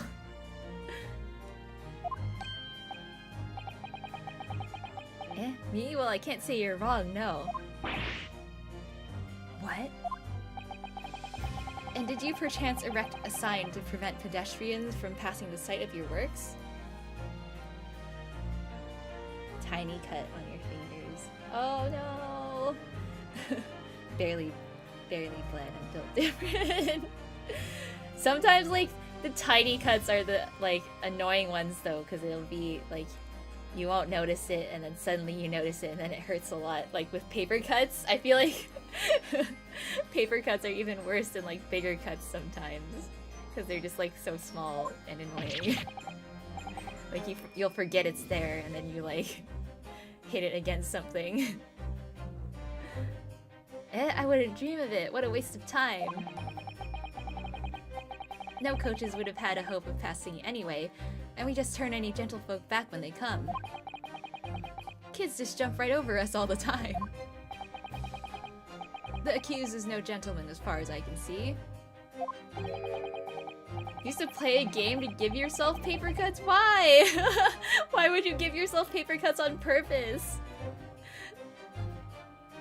I have little doubt, however, that he could spring over a 2-yard trench in his meanderings around town. Ah! Van Zeeks gives no Van Pucks.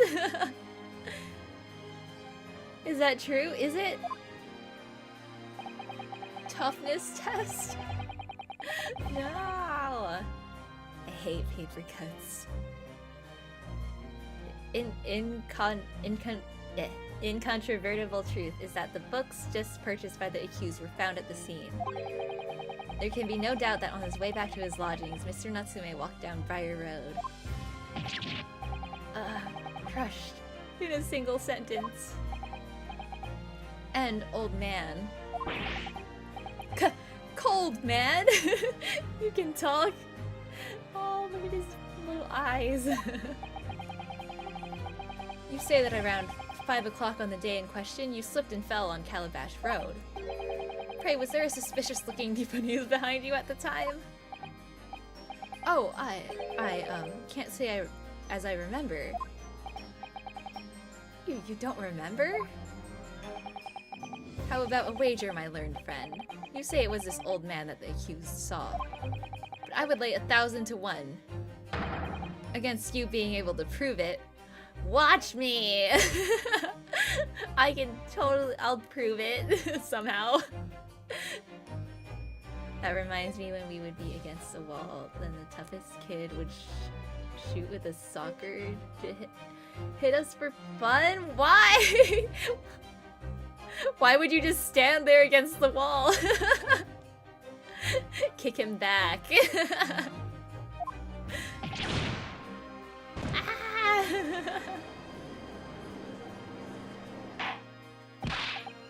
Order! Order! Lord Van Zeeks, explain yourself!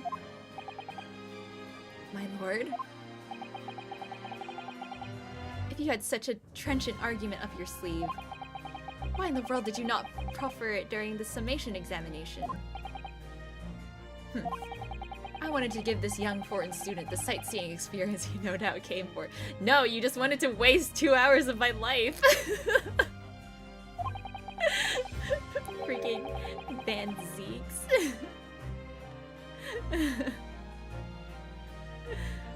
Not a vampire, Van Zeeks.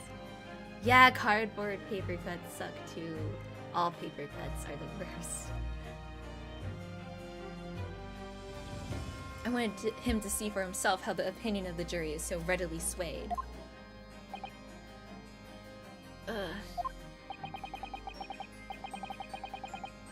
Sandpaper, toilet paper? What? But my hospitality has its limits, and they have been reached, I feel. Whoa! Whoa! So, my learned friend, today's sightseeing tour of London is now over. What are you talking about? My lord! Okay, dog, get your Pop-Tarts. You've never gotten a paper cut before? How? How is that possible? I feel like every time I pick up a book, I'll somehow get a paper cut. Training for the Buns of Steel. The prosecution requests permission to call its next witnesses to the stand. Granted. Bailiff, bring forth the witnesses. Its next witnesses? Mr. Naruhodo, do you not remember? We've been told on several occasions that there were eyewitnesses to the incident. Yeah, where are they? Why have we gotten this far without talking to any witnesses? Yeah, the policeman. I'm afraid that's likely to be the prosecution's next witness. Alright, no matter who Van Zeeks brings to the stand as his witnesses, and no matter what they say, I believe in Soseki-san. I know he's innocent. And I'll keep believing to the very end until this battle is over.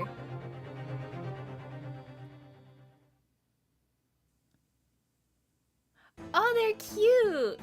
They look like they're from like a shoujo manga. Could be from terrible paper quality, but throughout my school life, none of me and my classmates had paper cuts. Wow, you must be like invincible. Wait, don't make him get a paper cut, dog. Don't tell him how to do it.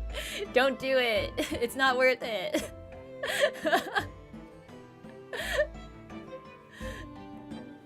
Yeah, enjoy your Pop-Tarts. New waifu. Oh, he's chewing. Oh, he's a sleepy boy. Oh, the sleepy boy's kind of cute too. Are they related? Oh, cute. Constable Rolly beat, sir. Nothing to report on the streets, sir. He's asleep.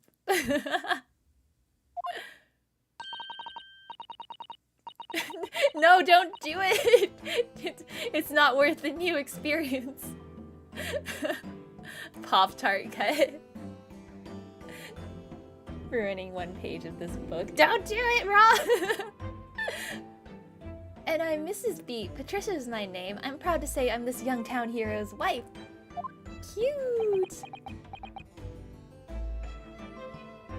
Wow, she's taken.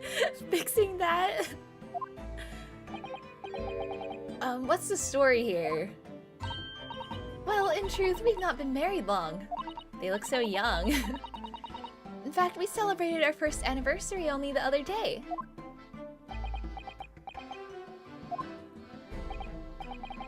No, it was your husband I was asking about. He seems tired. Hardly surprising. Whilst being an honorable occupation, patrolling the beat is the most demanding work in the world. Hey, welcome back, Joe. I haven't committed any war crimes. Oh, really? I'm sure I've heard that before, actually. When wiping oneself in the woods, use the right leaves. No, don't use poison ivy. Oh my god. Not if you don't want to sit ever again, I guess. Indeed, apart from rare days off, our gallant officers trudge some 20 miles a day, you know. They patrol boarding houses and pubs, collect taxes, survey the streets, check that meters are reading true. And they're responsible for keeping the streets clean and lighting and extinguishing our streetlights. There are a number of items on that list that don't sound much like policing duties at all. I wouldn't just be falling asleep on my feet, I'd have collapsed long ago. Remember trudging through the wilderness of Waco, Texas in summer camp, going through forests of poison ivy? You're supposed to avoid the poison ivy, not walk through it. Yeah, that's what spare socks are for. But it goes without saying that a policeman's primary duty is apprehension of criminals. Even when he's off duty, a constable is expected to investigate and resolve any crimes on his beat. Heard that getting your eggplant stung by a bee permanent? Ew! Oh no! Something the counselors made us do at 2 a.m.? What the hell? Why are the counselors making you do things at 2 a.m.? The London Bobby is a man of honor. Try it for science. And a man of slumber. On the day in question, this man and his wife were walking down Briar Road in the opposite direction. And they witnessed the incident as it occurred. Is that not correct, Mr. and Mrs. Beat? That's right, sir. Isn't it, Rolly? Sleepy.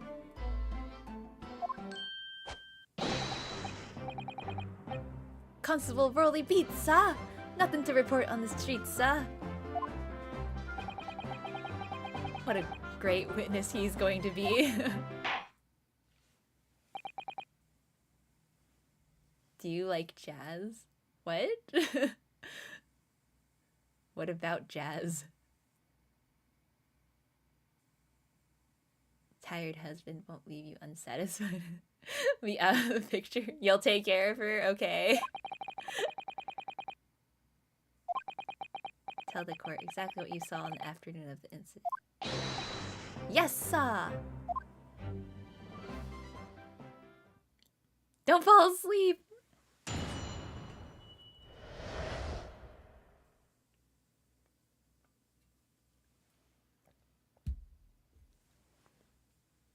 Oh, B-movie! I'm behind on my B-movie knowledge.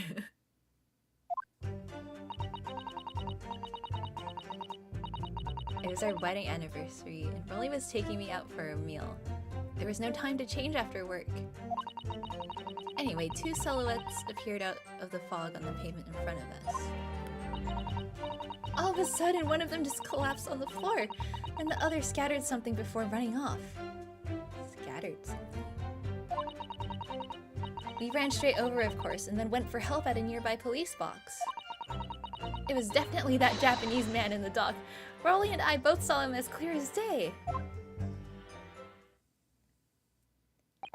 Have you seen the new Scream? No, I haven't. I heard it's actually good, really good though. Yeah, unlike Shrek, the B-movie's kind of shit outside of memes. Yeah, I have way more Shrek knowledge than B-movie knowledge. Cousin used the wrong leaves. Did not end well? Oh my god. Really? That sucks.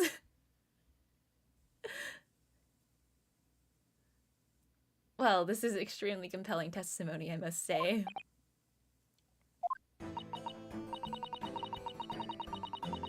Well, I mean, B-movie, everyone likes it because it's shit, right? That's what makes it good slash... or that's what makes it a good meme. Oh dear, this policeman and his wife were claiming to have positively identified Mr. Natsume at the scene. Yeah, Shrek's all you need to know. Jason... No, it's just shit. Yeah. Alternative course of events that you established in the summation examination will be quashed. It's death knell, in fact. Because that alternative was never viable in the first place. What an unfortunate chancing. And on your wedding anniversary, too. Oh, I know, but I still managed to go out for the evening with my man. I thank the Lord for that. Gosh, the life of a London Bobby sounds very hard indeed. Indeed, however... Oh! Yeah, Friday the 13th. Yeah, the hockey mask guy. I never knew his name.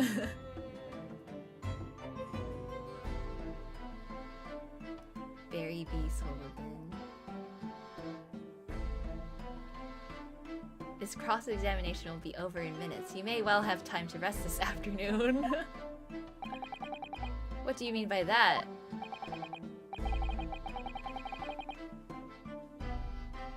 Dragging Barry B's name through the mud is an insult to mud.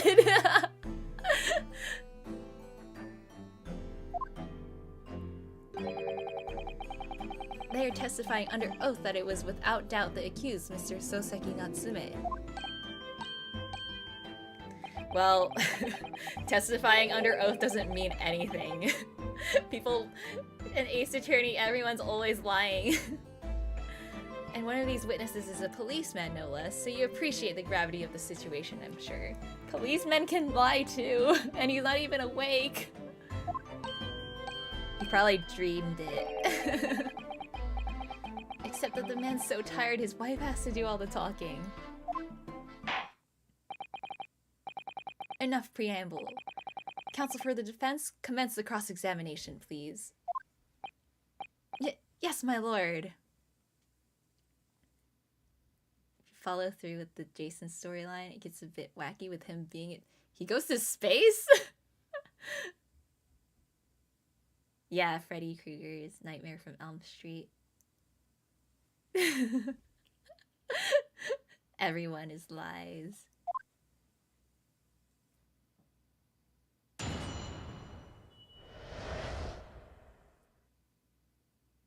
Oh, hey, Type! Welcome. Okay. Taking me out for a meal. Wait, let me just... Two silhouettes.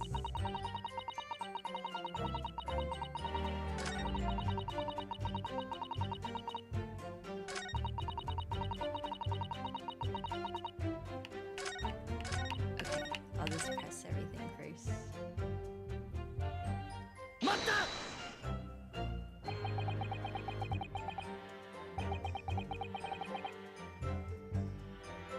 No time to change after work, you say? Are you also a member of the police, Mrs. Beat? Ooh, the thing showed up. Is he gonna, like, wake up and react to something? It's a job for strapping young men only. Women, children, and the elderly can't even apply! There's no police woman? Since Jason's a zombie, he survives into the future times. They bring him up to a space station? Really? That's so random. I had no idea that's a thing. Well, I think you can probably see why children and the elderly can't do the job, can't you?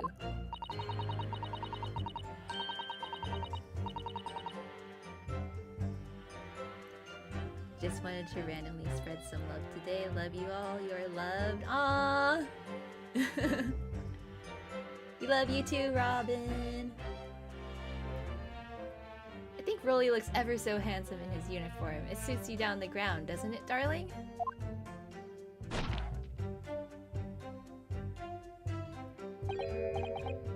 What? I just finished my beat. Pat and I were heading back to the station. I was actually planning on getting changed there. Is he talking in his sleep? This is creepy. He's like Zenitsu. Oh no, Rolly, I much prefer you in uniform. Yeah, they're married. Yeah, they do look like kids. Sometimes I don't recognize you when I see you in plain clothes. Oh dear, that doesn't seem healthy. Kindly adhere to the point. You were going for a meal after you had finished your beat for the day, correct? That's right, sir, yes. Although I was fit to drop, to be honest, after spending the whole day on my feet. But policing is my life, sir. As long as I'm the proud owner of this, I'll serve my city and my queen to the end. What's that now? My warrant card, sir. Proof that I'm a London copper. It has the noble founding principles of the force written on it as a reminder to all us policemen of our sworn duty. To patrol the streets of London town and uphold the peace of the common man. Sir! And for such a noble cause, I cover 20 miles every single day without fail and without a grumble. Yeah, at least this wife is cuter. Policeman fetish. Because I know that the plodding of my boots is all Londoners need to hear to feel safe and secure.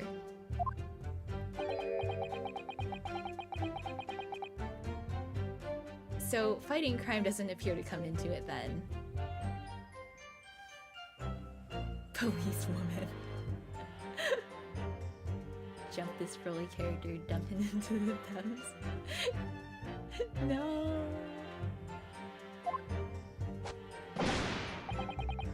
But just on that one particular day, I was looking forward to celebrating my wedding anniversary. This is... Oh, whoa, okay. Mrs. Beat puts up with a lot being married to a bobby like me. I wanted to show my dear wife how much I care. Oh, Pat. Oh, Rolly.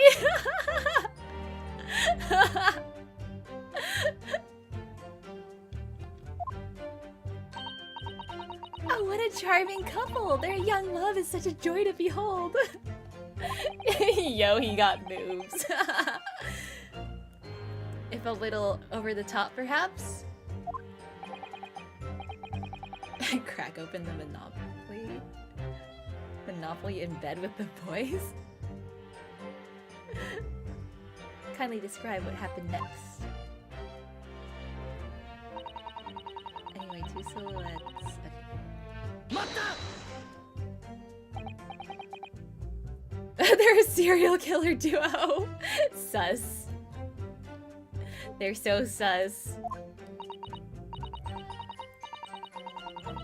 They were coming towards us, walking up Briar Road in the opposite direction. Ooh. There was a rather plump figure followed by a scrawny, thin-looking man. It does sound exactly like the victim as pictured in this print, and like Mr. Natsume.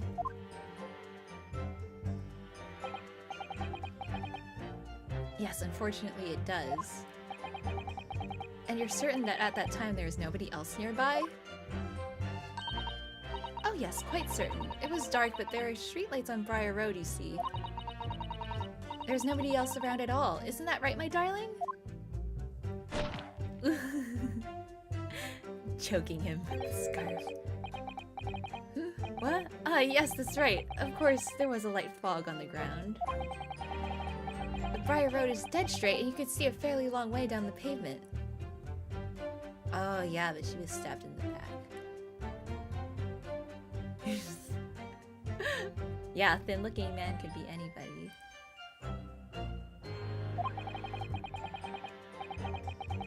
And then there's the street lighting as well. I didn't see any other pedestrians.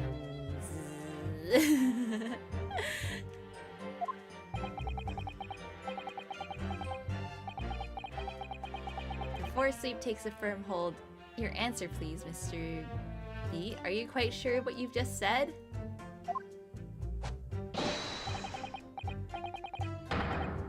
It could even be Sholmes. Yeah, the chokeable scarves. Squidward's house? Why is it Squidward's house? Yes, sir. As a copper who spends all day every day keeping watch on the streets, I'd swear to it, sir. I'm as sure as my love for Patricia is true. Oh, Pat.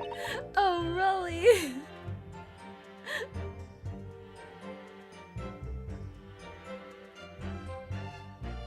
Yeah, they do look like Precious Moments figurines.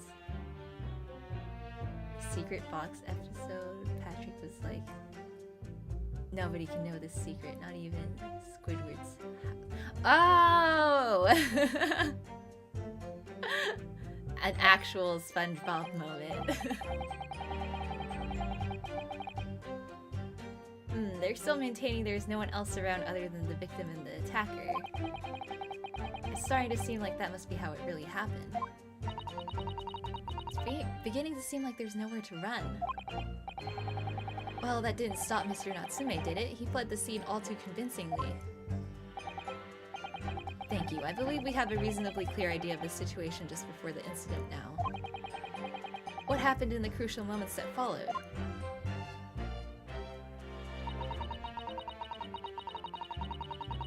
Is there a plan? Oh, yeah! Patrol... Patrolly? That's so cute! Yeah, they're the killers. Beat is a pun on the police being on the beat. I thought you were gonna say it was like police brutality. One of them just collapsed on the floor.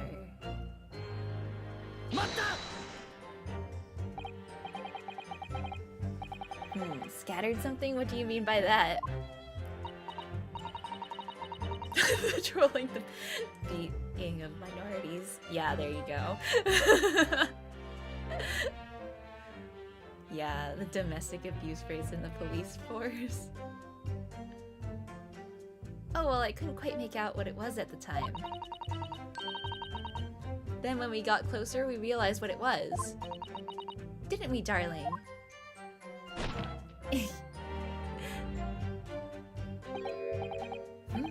What? Ah, yes, that's right. It was some old books. I see, old books. Yes, sir! The culprit had dropped a number of them all around where the victim lay on the pavement. Indeed, as clearly pictured in this photographic print. That rotten Japanese man did that when he did the deed. Mata!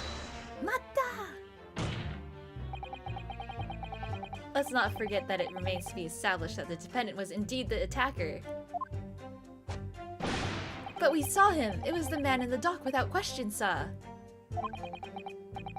The mustache, the hunched back, the cat-like eyes, the taut mouth, the snub nose, everything!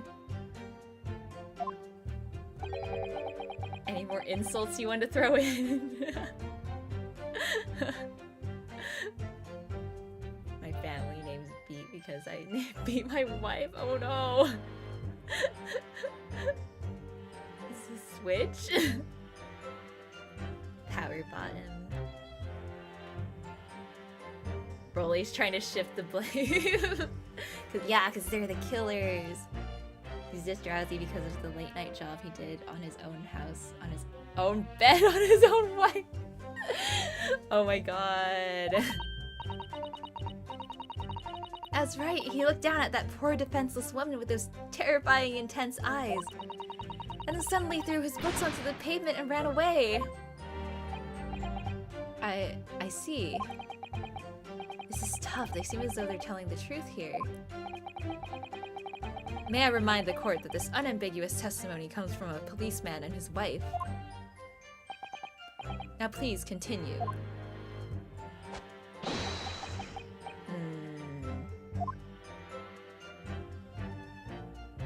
I guess we'll just keep pressing.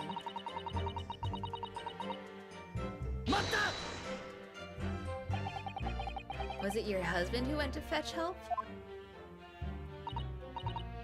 No, I went. I may not be a police officer myself, but I am the proud wife of one after all. Isn't that right, my darling? Wake up. What? Ah, yes, that's right. I asked Mrs. Beat to go. I was off duty by that point.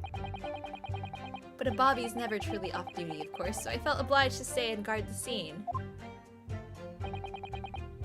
Very laudable, Mr. Beat. Preserving the scene of a crime is a task of considerable importance. That's why I sent Patricia, you see. I told her where to find the right police box. Forgive my ignorance, but what do you mean exactly by the right police box? Depends on a crime's location, you see, as to who deals with it. Where the woman was stabbed wasn't actually on my beat. So I told Patricia the way to the police box for the beat the incident fell under so she could go and report it. I ran there as quickly as I could and asked for help from the Bobby on duty. There's nothing more potent than a young couple in love working together, you know? And thanks to your swift response, the case was quickly resolved. The actions of two model citizens. Oh please, you're making us blush, isn't he, darling? Oh wait, are they wearing the same scarf? Is this just one long scarf? I just noticed.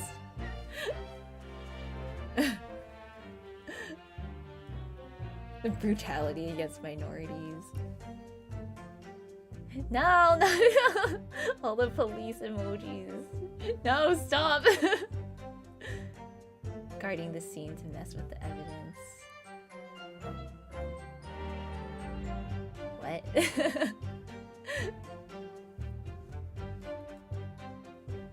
Are you like writing a rap? Him being drowsy makes me drowsy as well, but without a wife to be lovey-dovey with, oh no. Just get a scarf. Yeah, it's the same scarf. It's one long connected scarf. Yeah, they gotta be conservative. This is a huge scarf though. I feel like it would be cheaper to have two separate small scarves.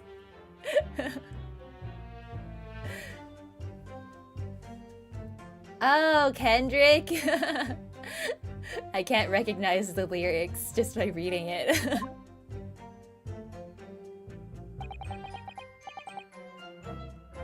Let's move on, shall we?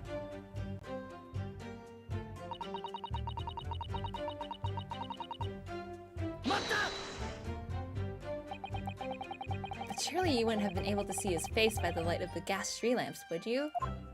Street. We absolutely could. Us Londoners have exceptional eyesight, I'll have you know. Yeah, because you have, like, stars in your eyes. Right. The light from the street lamps was more than enough. And my husband already told you that the fog was only light, didn't he? Yes, and what of the fog? Oh, hey, Alex! She knitted a really long scarf, then just cut it in half. We're famous for it across the globe, I believe. But it's an absolute menace to those of us who have to live with it, of course. His poor neck. Yeah, look at him! He's just getting pulled around like a rag doll. Oh, it is. When it's thick, you can't even see the hand at the end of your own arm. Oh, whoops. Yes, alright, I take your point. Now, could you stop shaking your husband about? Constant fog makes our eyes very sharp, you see. That's why we can tell you for sure and certain that it was that little Japanese man we saw. Can't we, darling? Oh god. What? Yes, it was the accused and no mistake. Poor guy is gonna puke. He has a choking fetish. Yeah, I guess it's fine then. The mustache, the hunchback, the cat-like eyes, the taut mouth, snub nose. Unmistakable, sir. As far as this couple's testimony is concerned, there can't be any question. It was Soseki-san they saw running away from the scene of the crime. What do I do? So that's it? Is it? That's their entire testimony? What do you think, Mr. Naruhodo? I hate to admit it, but on hearing the testimony, it really does seem as though Mr. and Mrs. B saw what they say they saw. Mr. Natsume running away from the scene on Briar Road that day. Yes, I feel the same. So if that's true, where does it leave us? The members of the jury are sure to call for a guilty verdict after this testimony. Oh no, then what do we do? If Kazuma-sama were here... What are you trying to say? I think he would try to find a contradiction somewhere else within their testimony. What do you mean, somewhere else? Somewhere else? Their statement about seeing Mr. Natsume is unequivocal. Calling that into question won't help. But if you could identify some other part of their testimony which appears to contradict the facts, might be able to discredit them. What other part, though? To make the jury doubt if the pair's memory of the day is accurate. Oh, right. Put simply, we must focus on finding a discrepancy in these statements somewhere.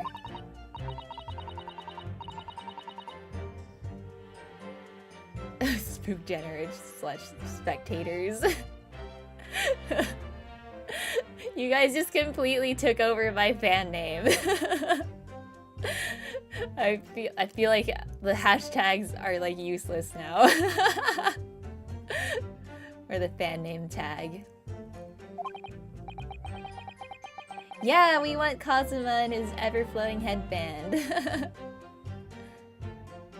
Why do I always seem to be so up against it? Mr. Lawyer, sir, can I ask you something? Oh, yes, of course, what is it?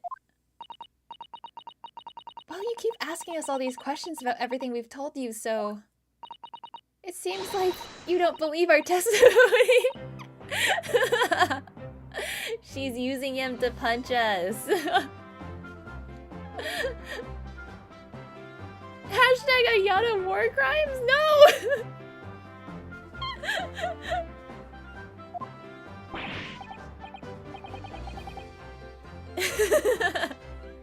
What? No, no, no! Oh no, it's really not that at all! My husband's a policeman, remember? And I know what I saw! He's really a puppet for his wife. I remember every last detail, everything! Like... Oh, I know! What about the books the man dropped? I could tell you the names of every single one I could! Every single one! Okay, this is cute. Yeah, they're cute. And you dare to question how reliable my testimony is?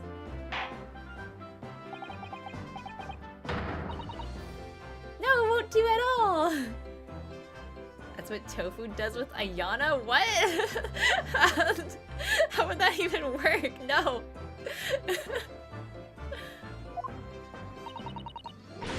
Yeah, get this man a bed.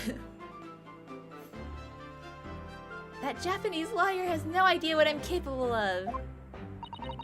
Even if I decide to forgive him for insulting us, don't think for a minute that Rolly will. I really didn't mean to cause offense. Please put your husband's fists down. Perhaps you would like the opportunity to supplement your testimony, Mrs. Beat?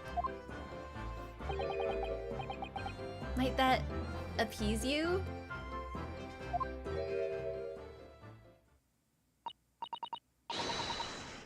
She's capable of murder. Pulls on— No! He doesn't pull on my choker chain. Oh, thank you, my lord. That would settle things nicely. Wouldn't it, darling? Patricia, husband puppet attack.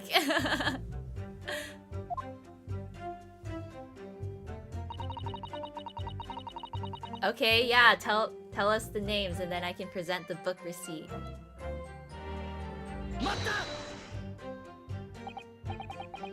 Yes, we know that there were books dropped at the scene of the crime, as you say. Those purchased by the accused at the nearby second-hand bookshop on the day in question. After I'd been to the police box for help, I decided to have a good look over the area for good measure. I am a proud policeman's wife, after all. I did it for Rolly. And what was your husband doing at the time? Oh, he was lying face down in the snow, getting some well-deserved rest. Face down in the snow? How do you sleep like that? She's already murdered several people during the testimony, and I'm not talking about Patricia? Who are you talking about then? Better not be me. Rolly is secretly a giant murder mech.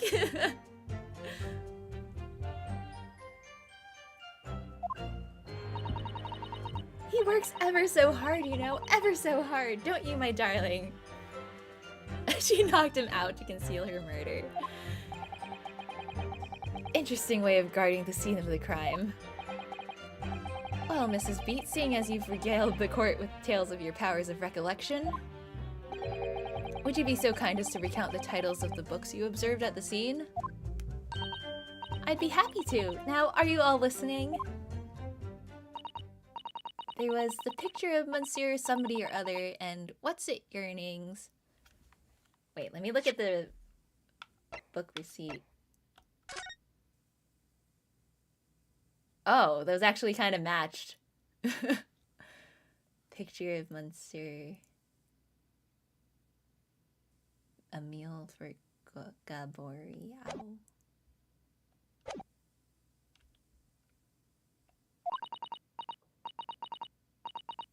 A meal for someone, and the last one was definitely the thing.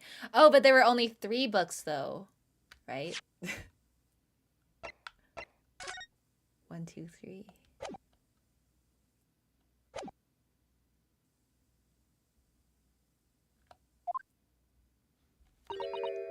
You see?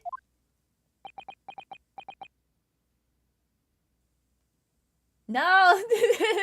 No, don't spam the eggplants!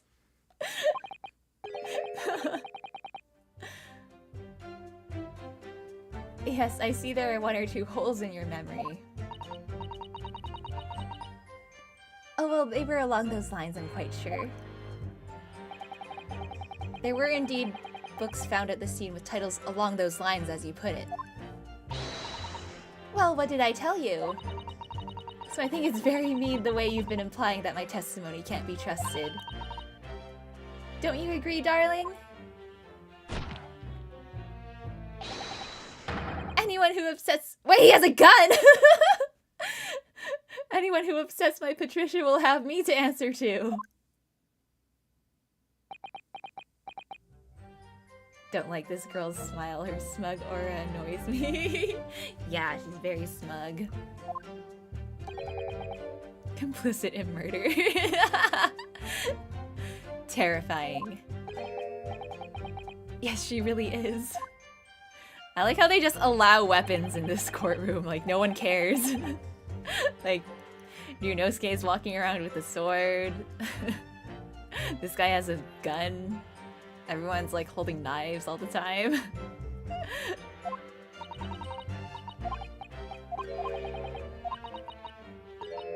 Oh, okay, I need to present the receipt at that last statement.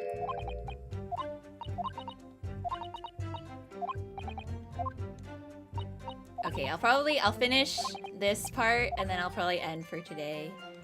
It's already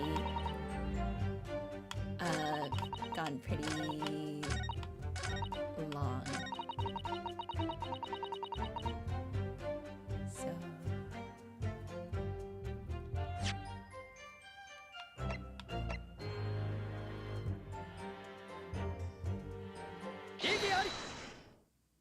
yeah, they allow the smoke launcher. They don't care. Like, you can have fireworks in here. You can throw wine bottles at the gallery.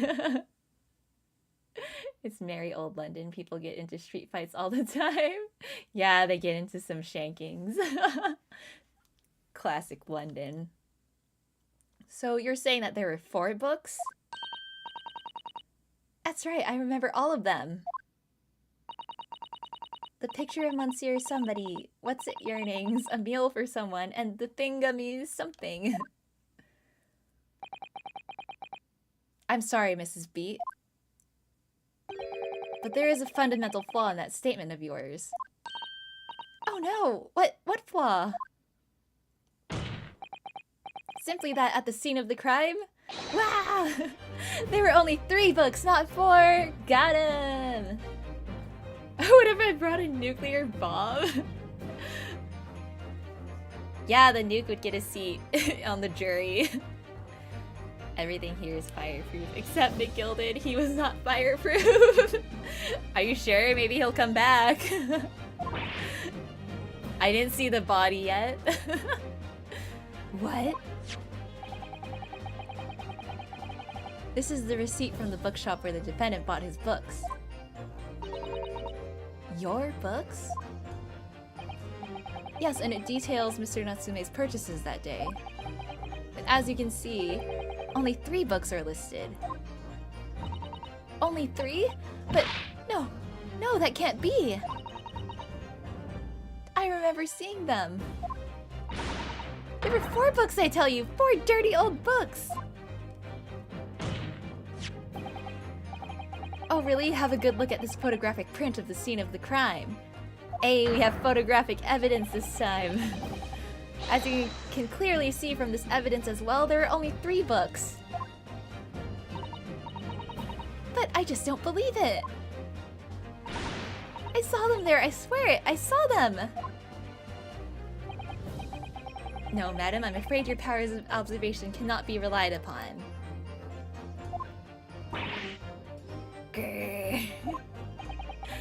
So it cannot be denied that though you say it was a defendant you saw, you could very well be mistaken. Oh no!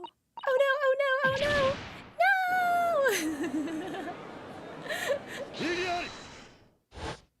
No! God damn it! Shut up, Van Zeeks! Oh, Van Zeeks has a sword too, or a cane or something, I forget. Everyone has weapons. Yeah, the poor janitor that will clean the floor from Van Zeek's. Yeah, he needs to use the katana more. That would be sick. Okay, bye, Ra. Kiss Van Zeek's for me. I don't want to, but okay. Yeah, they should just duel. Forget this courtroom trial. They should just duel. Should just trial by sword fight.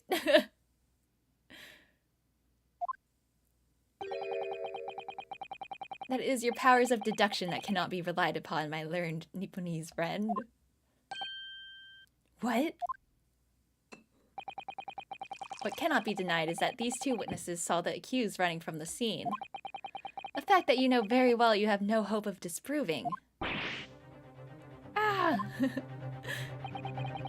So you've striven to avert attention from that by dint of some inconsequential discrepancies. Would that be fair? He sees right through me. But your plan has somewhat recoiled against you. What are you talking about? It's quite simple. Let me explain with a toast.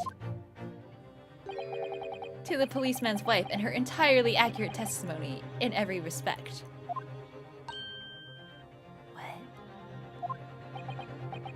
You see, the matter is not up for debate. At the scene on Briar Road, a total of 4 books were most definitely found. Igiari! But what about the photographic print? It only shows 3 books. Quite right, only 3 can be seen in that print. No, god damn it, no! That print? You mean to say... Ah, he did throw it again! More fire. Oh my god, he has another picture? Why don't you show these things earlier? Allow me to present another one that shows the victim's hand.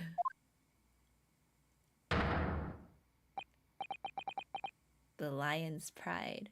Oh, but that's different from the title that she said. Also, why does it look like something ate it? It's the 4th book.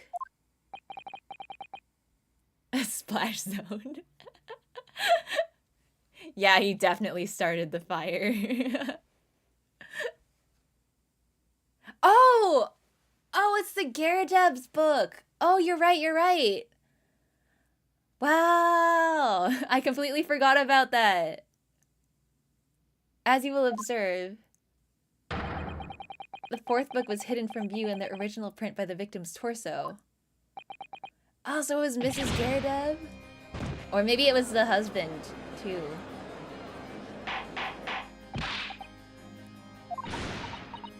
There, you see, look at that! Look! Yes. It's just like I said, isn't it, my darling? Yes, sir. Patricia's always right, sir. Let us study the receipt for the books purchased by the accused on the day in question. Yeah, maybe the husband did it, but he said he wasn't cheating. But he did go out... He did go out to buy a book that day. That's how he got that bookmark, right? Or was it that day? I don't remember. Got mad and thought... Oh, yeah! He thought he was like... Or she thought he was cheating on her with the other round lady. The husband was cheating with Natsume. Yeah, that's a better theory. Mrs. Beat, the titles once again, if you please. Oh yes, of course, the picture of Monsieur somebody or other. Picture of Monsieur Lecoq. What's it, yearnings? Canterbury yearnings. A meal for someone. A meal for Gaboriao, in fact. As the court has just heard, the witness remembers the book titles flawlessly, save for a few minor details. I don't know if that was flawless. Mrs. Beat's powers of recollection can only be described as exceptional. Did you hear that, Rolly? The gentleman paid me a compliment. Yes, sir. Flawless, sir. Patricia's flawless. But there are only 3 books on the receipt, and Mrs. Beat mentioned 4. There's nothing surprising about that. Clearly, the 4th book is that which is shown in this photographic print. I'm sorry, Counsel, but does that not seem odd? Why should the 4th book be omitted from the receipt? It's not odd at all, my lord. As the photograph clearly shows, the 4th book was found in the victim's clutches. In other words, it belongs to the victim. The victim was holding her own book? Yeah, the book looked burnt. Yeah, so it must have been in the Gyarados apartment before. I wonder what became of that 4th book. Yeah, they burnt because the wife burnt the carpet. Obviously, it wasn't overlooked by the investigating officers at Scotland Yard. I have it here as evidence.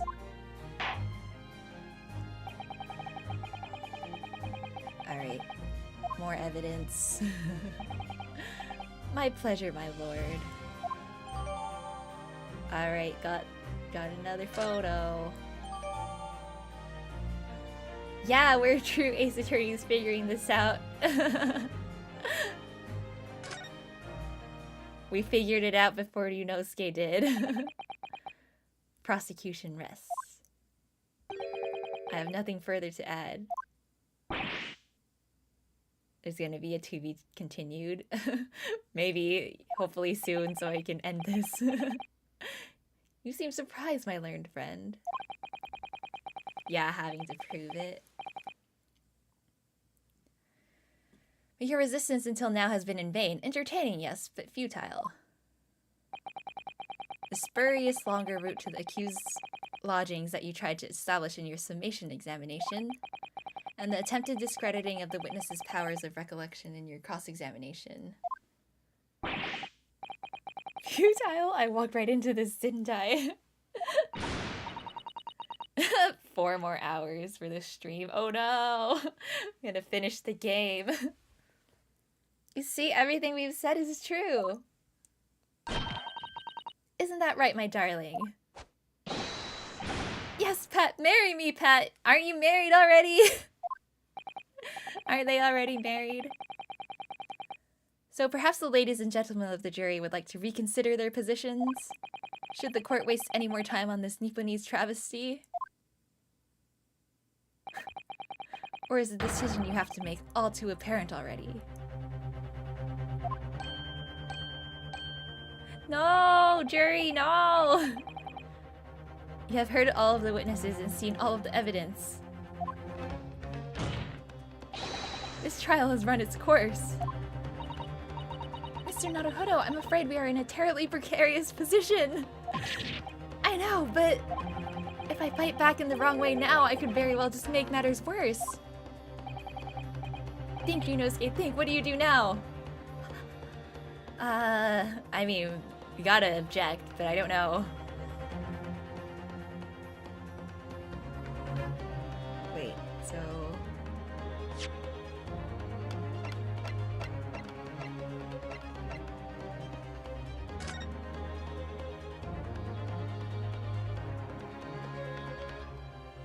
Yeah, the book is definitely burnt. Can we... Oh, okay. Oh, look at this! The book has been badly burnt! You're right, you'd never be able to read it in this state, especially not the latter pages.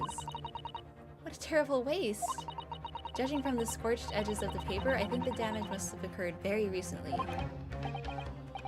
A book. Recently damaged by fire. Why does that seem to raise a red flag with me?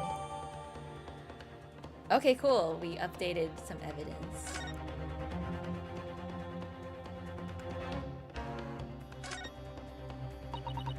Let me see. It's a book entitled The Lion's Pride. Afraid I don't know any English literature at all. So it wouldn't be something I've heard. Wait a minute. The Lion's Pride? That's strange. I think I have heard of a book by that name before. Yeah!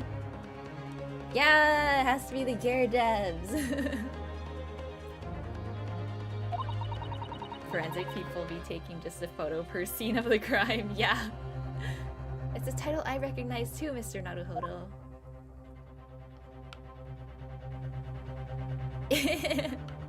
Big brain. Yeah, Ryuunosuke realized it too. Okay, well, let's just raise the objection and see what happens, I guess.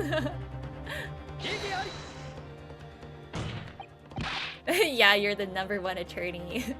You figured it out before the game. I'm not done yet. No, my learned friend, it's over. It's not over. That last cross-examination was your final chance to establish a credible defense, and you failed. The die has been cast. There is no more room for debate. Well, it might be over as far as you're concerned, but...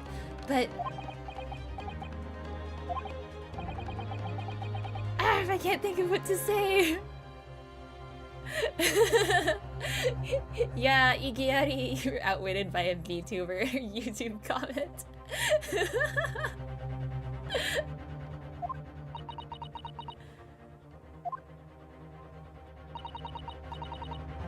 If I may, Lord Van Zeeks, it seems somewhat boorish to close down the debate at this point. Damn, Susato. Your insignificant little Eastern Isle must be a lawless hole indeed. For a lowly judicial assistant to have the audacity to intervene at a moment like this. Oh! So don't be mean to Susato! Oh my god! We have to take him down now. He was mean to Susato. Ayana can see the truth in this case, but does she know why kids like Cinnamon Toast Crunch? Or why she died? No, I don't know either of those things. Yeah, where's Kazuma? What would Kazuma do? No! I didn't choke on Tofu's bones. Take him down to Pound Town? I am, to my shame, still a very inexperienced lawyer. So you will have to forgive me, but I consider my assistant's advice essential and her opinions invaluable. Yeah, that's right. Susato has a bigger brain than all of us.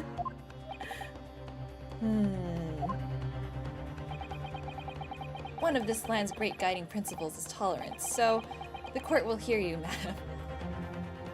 Is it really? Because I feel like Santa has been racist sometimes too. Zandatsu. Go ahead, Miss Susato, please.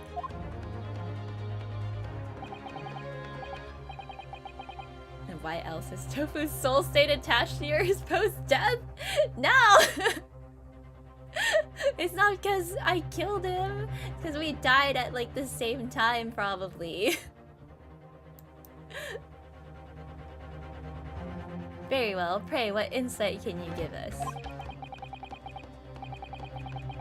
What have we all overlooked in this matter that you see fit to pursue further?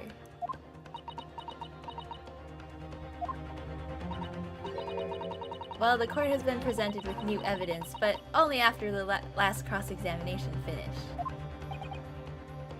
I see. And you believe that this new evidence warrants further examination, do you? Can Ayana yeet Tofu really as a projectile? No, I can't like shoot Tofu out like a cannon. Mr. Naruhodo, what do you think? Remembers snide and subtle racist remarks to Japan. No, I wasn't present at the scene of the crime. It's just possible that this new evidence might be the decisive proof we've been waiting for. The judge is sure to ask the members of the jury to announce their leanings in a moment. And of course, he's sure to ask you to explain what the crucial piece of evidence is and why. So we must take this opportunity to examine the newly presented evidence as thoroughly as possible. I already did it. We're like 5 steps ahead in this game. Yes, I understand, and thank you, Miss Susato. This is it. Susato-san has managed to win us one last chance here. I can't let it go to waste. The defense wishes to present evidence, my lord.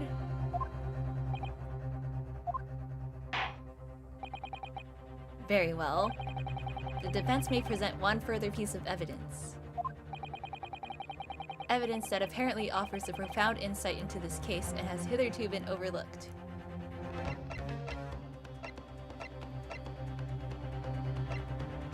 I mean, it's the book, right? Or let me, I didn't examine this yet, so I should... I guess there's nothing to examine, it's just her hand.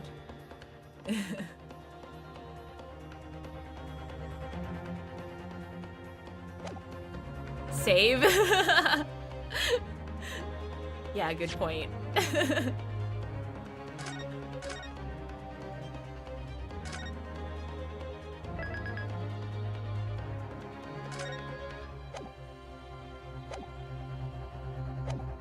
Yeah, it is the book. Yeah, I figured. Because we examined it already. Well, let me make sure there's nothing... Well, it already updated, so... Wait, yeah, never mind it. We already updated it in the court record, so... Okay, let's... present.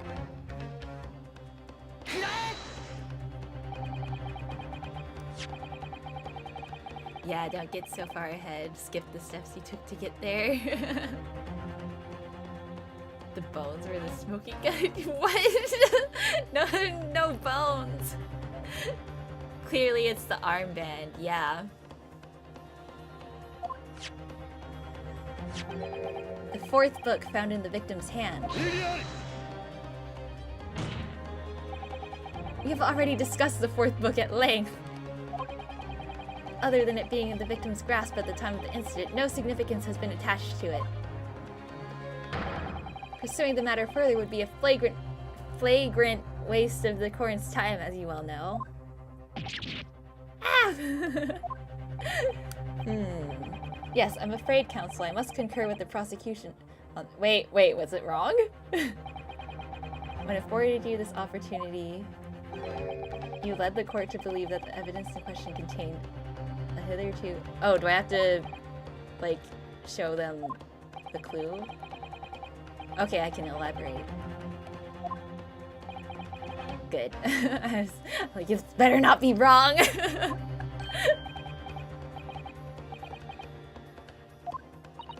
Mr. Naruhodo, I believe the prosecution is trying to avoid a thorough examination of the evidence.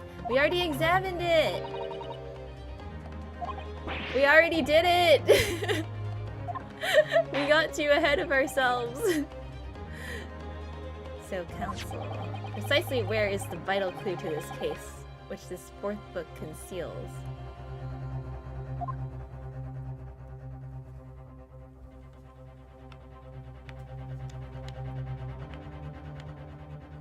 Wait, what is this? Oh, it's just the... I mean, is it the fact that it's burnt? I guess? But how does that... What is that? Because, I mean, I know that it's from the Garadev's house, but how do we prove it? Yeah, show the burn. I just don't know what they're gonna connect that to. The judge and the prosecution always gives you one last chance. Yeah, the prosecution never gets... Yeah, they never get one last chance. Yeah, maybe Ryuunosuke will remember. Observe the back of the book. Naruhodo does some mental gymnastics. The back, would you? Good gracious! It's been burnt to a crisp. So we have to ask ourselves, why was the victim clutching what is clearly an unreadable book? It is undeniably an extremely unnatural thing for her to have been doing. No, really? Iggy, unnatural, you say? And what of it, my Nipponese friend? Oh. Backflipping into a verdict. Right to concede the point. If it bears no relation to the case, there's nothing to discuss. So, should you wish to assert that this fire damage is some veiled clue as to what happened that day? Pray, do enlighten us all. What truth does this charred book hide? A charred book. There is just one possibility here, which I can't quite bring myself to rule out. It's an outside chance, certainly, but worth a try. Alright, I'll explain my theory. What's his theory? What are you suggesting? You can ascertain from the fire damage. Oh! Can we say it was... We can tell them that it's, what's his face? John Garadev. We're in England, or is that a real thing in Japan? Prosecution always has the advantage. Really? That's actually a thing? Oh. Trip on the finish line, fall face first into the truth.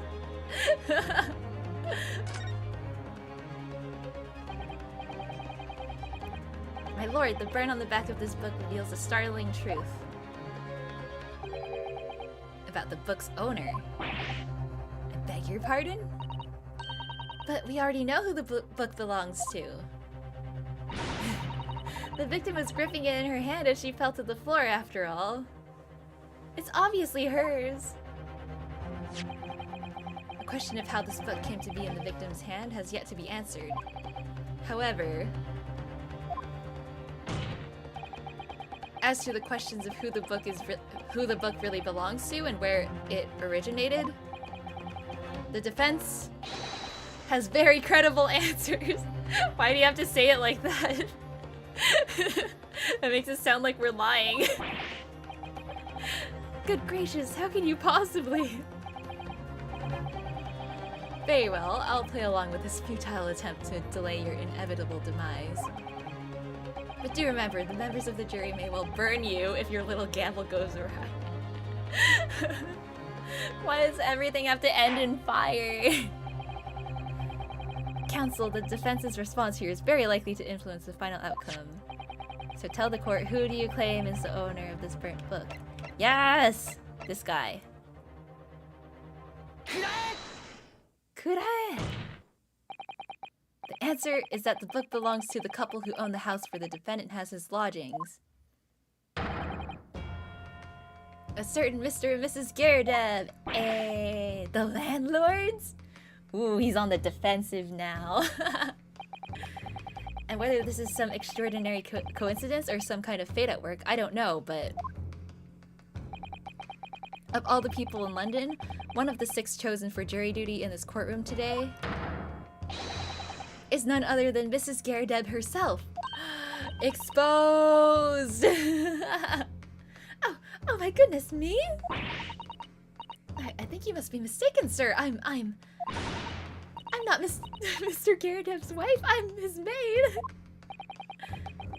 Things would be so much easier if you would just drop the pretense. If the judge sits there in a big row between the 2 fires. Maybe it's really cold in the courtroom. They don't have heaters. Have you ever seen this book in Mr. Garadev's house? I would never presume to know all of the books he keeps, sir.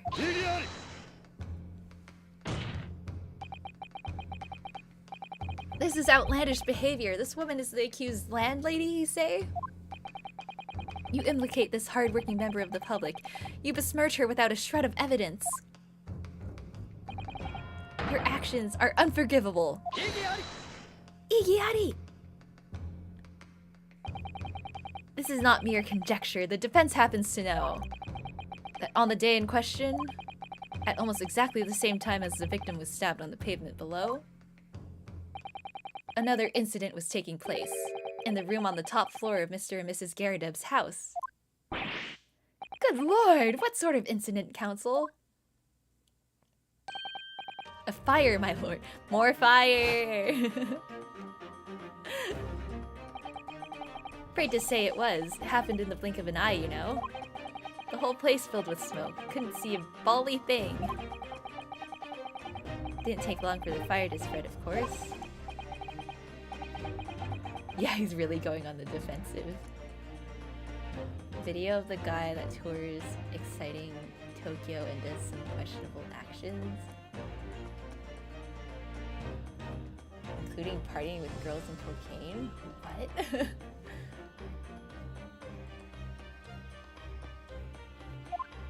Yeah, fire keeps the judge warm. Japan. Yeah, Japan has weird laws. Whoa, look at this! I don't think we've seen this pose before. Damn. He's mad. This looks cool though. This is a cool pose. Yeah, they're sun and moon. In Japan, you can steal your kid to gain custody. What? Yeah, he's malding. Got him, yeah. By Jove, the very same title as the subject of this debate. Oh dear me! Igiyari. This is... risible? All you've told the court is that a book by the same name was involved in a fire. In which case, it would be reasonable to assume that it was burnt to ashes. And entirely unreasonable to infer that it magically removed itself to the scene of the crime. Perhaps it would make more sense if I told you that the cause of the fire was... marital discord. Without going into details, it appears that Mrs. Garrideb was considerably enraged.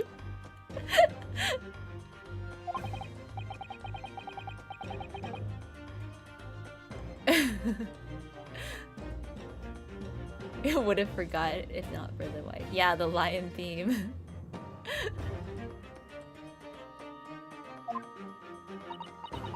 Oh, how awful! I can't even imagine being so horrid to the one you love. Can you, Rolly? She says as she's like choking him out. Wait, hello? It said, is OBS disconnected? Oh, we back? Okay, we're good. Okay. Okay, cool. Hi, hello. We're back. Yeah, OBS just disconnected for like a few seconds. Had all my favorite old novels in that case. Yeah, I don't know why that happened. Like, my internet's fine. Maybe it was just OBS. Something happened to OBS.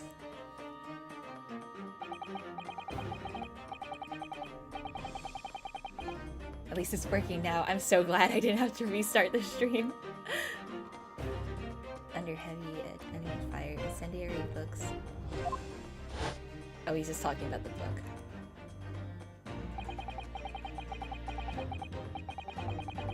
Mrs. Garrideb and the murderous marriage.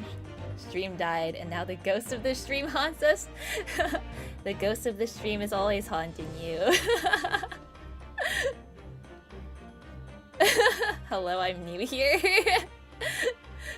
You're new to the scuff. The man had his back up against the window, and he had burning books thrown at him? Goodness gracious, are you suggesting that the book was thrown through a window and landed coincidentally at the scene of the crime? No, a thorough investigation of the surrounding area was conducted the very evening of the incident. And there is no report of the Garrideb's window pane being broken. Don't haunt us in the bathroom. I'm not gonna haunt you in the bathroom. That would only happen if you watch my stream in the bathroom.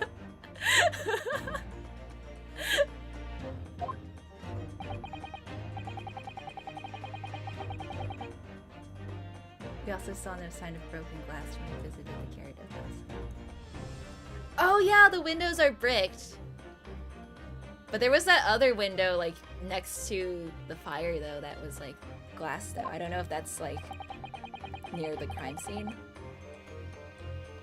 Not conceivable that the window was open at the time and not even remotely. Let us not forget the season and the chilling weather that accompanies it. Yeah, duh, big brain today. No Londoner would ever leave a window open in the middle of winter. Ah. If you haunt me in the bathroom, not responsible for what happens. Oh man, gotta end stream, I guess. Does the defense postulate this scenario in all seriousness, counsel? You earnestly claim that the book found at the scene was a flaming projectile thrown by Mr. Gyarados' wife? I believe it's a possibility, my lord. That's quite enough.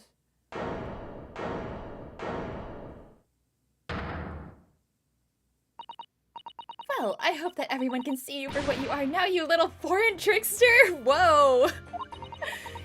You call yourself a liar, but you're just a coward. A mean coward. Really? Claiming that our little tip set the whole neighborhood alight, honestly. Implying that I'm merely posing as a maid for appearance's sake. How could you? It's nothing to do with this beastly case, not any of it. All you've done is sully your family's name. No, I assure you that was never my intention. Dragging an upstanding citizen's name through the mud simply to divert attention from your failing defense. I should box your ears, that's what I should do. It's utterly unforgivable. Stay away from me, lady, I have a sword. Too right. Here we go. How long have we sat here now listening to this Nipponese spouting out his fancy foreign theories? But think about it. At the end of the day, the only person who could possibly have stabbed the victim is that little hunchback with the mustache, and he ran away from the scene, too. I do declare you're right. It's true. Yes, what did I tell you? Makes sense to me. Sorry, what's that? Well... Yeah, she's breaking character. Yeah, she hit the guy, like, next to him. Pressure burst pipes. Your family name is an insult to mud. She's gonna stab us next. Well, we have a sword. We can defend ourselves. It would appear that the ladies and gentlemen of the jury are once again in full agreement. What is your position, Lord Van Zeeks? My position is poor wine. In truth, my lord, I feel that these have been unnecessarily protracted proceedings. But then one must always exercise patience in order to savor the best vintage. No, wait! The mystery of the fourth book still hasn't been... Ah! The foot... His shoe came back. Well, shit. Wet and flour came out cake. Something about the heat makes you great. Break another glass. Cut down the jury with the foot. Yeah, foot. Nice legs.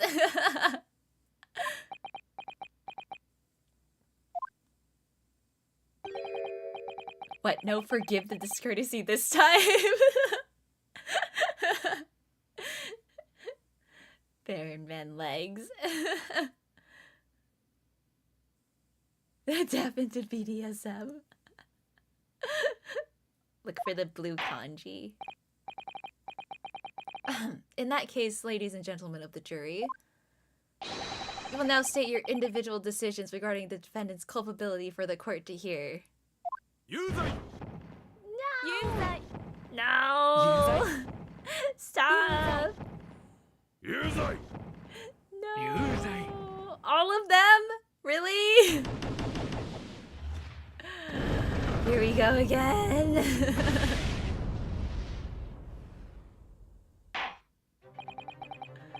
Thank you for that unambiguous response. God damn it.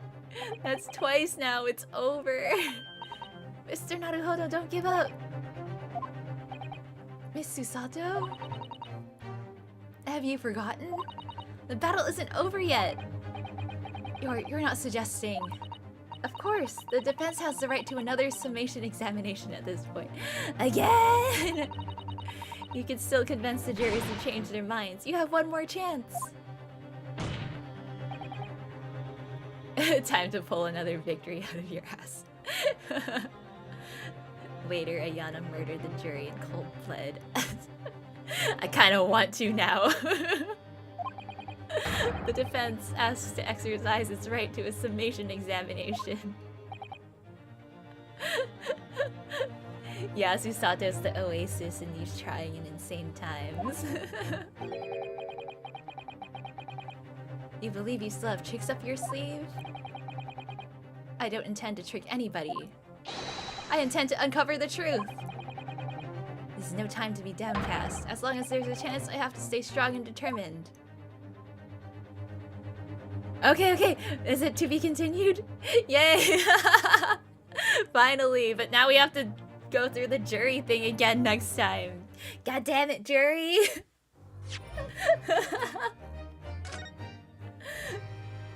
I thought I was free. Yeah, the cliffhanger. Yeah, I figured this the court trial would probably take like... Wait, did it save?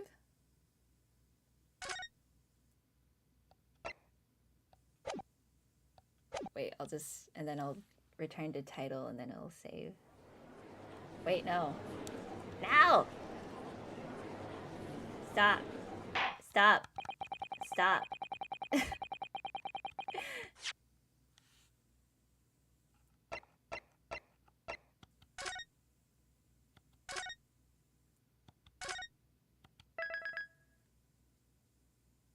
Okay. There we go.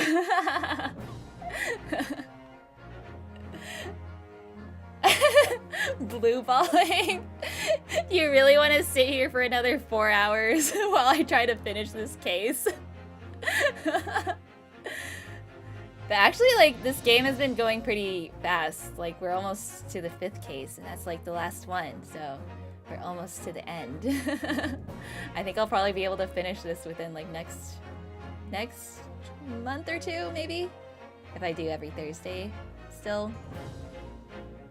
The victim was Japanese, the jury. Yeah, he must be a criminal. So racist, oh my god. Blue kanji. Yeah, I'm gonna play 2 next time. Yeah, Ace Attorney always 5 cases, just like Ace Combat always having 20 missions. Again with the Ace Combat. In the 5th case, we solved the case of Ayana's murder! Wow! Spoilers! Thanks for keeping us entertained. Yeah, thank you for watching! Welcome to the Great Ace Attorney Chronicles. We discriminate against Japanese. It's made by Japanese people. Why are they being so racist to themselves? Ace Combat. You'll need to pitch Ace Combat to me. I don't know anything about it. You just slip with a banana? Yeah, that's right. You gotta prove it though. You gotta find the exact angle or like the exact brand of banana to like prove in the court record. Yeah, it was fun learning about the game. It's like Metal Gear, but in disguise. Interesting, interesting. It's really fun and story's really good. Okay. Well, I have a backlog of games, but I guess it can go in my backlog of games I'll eventually play. The proof is that you fell over Tofu and he died too!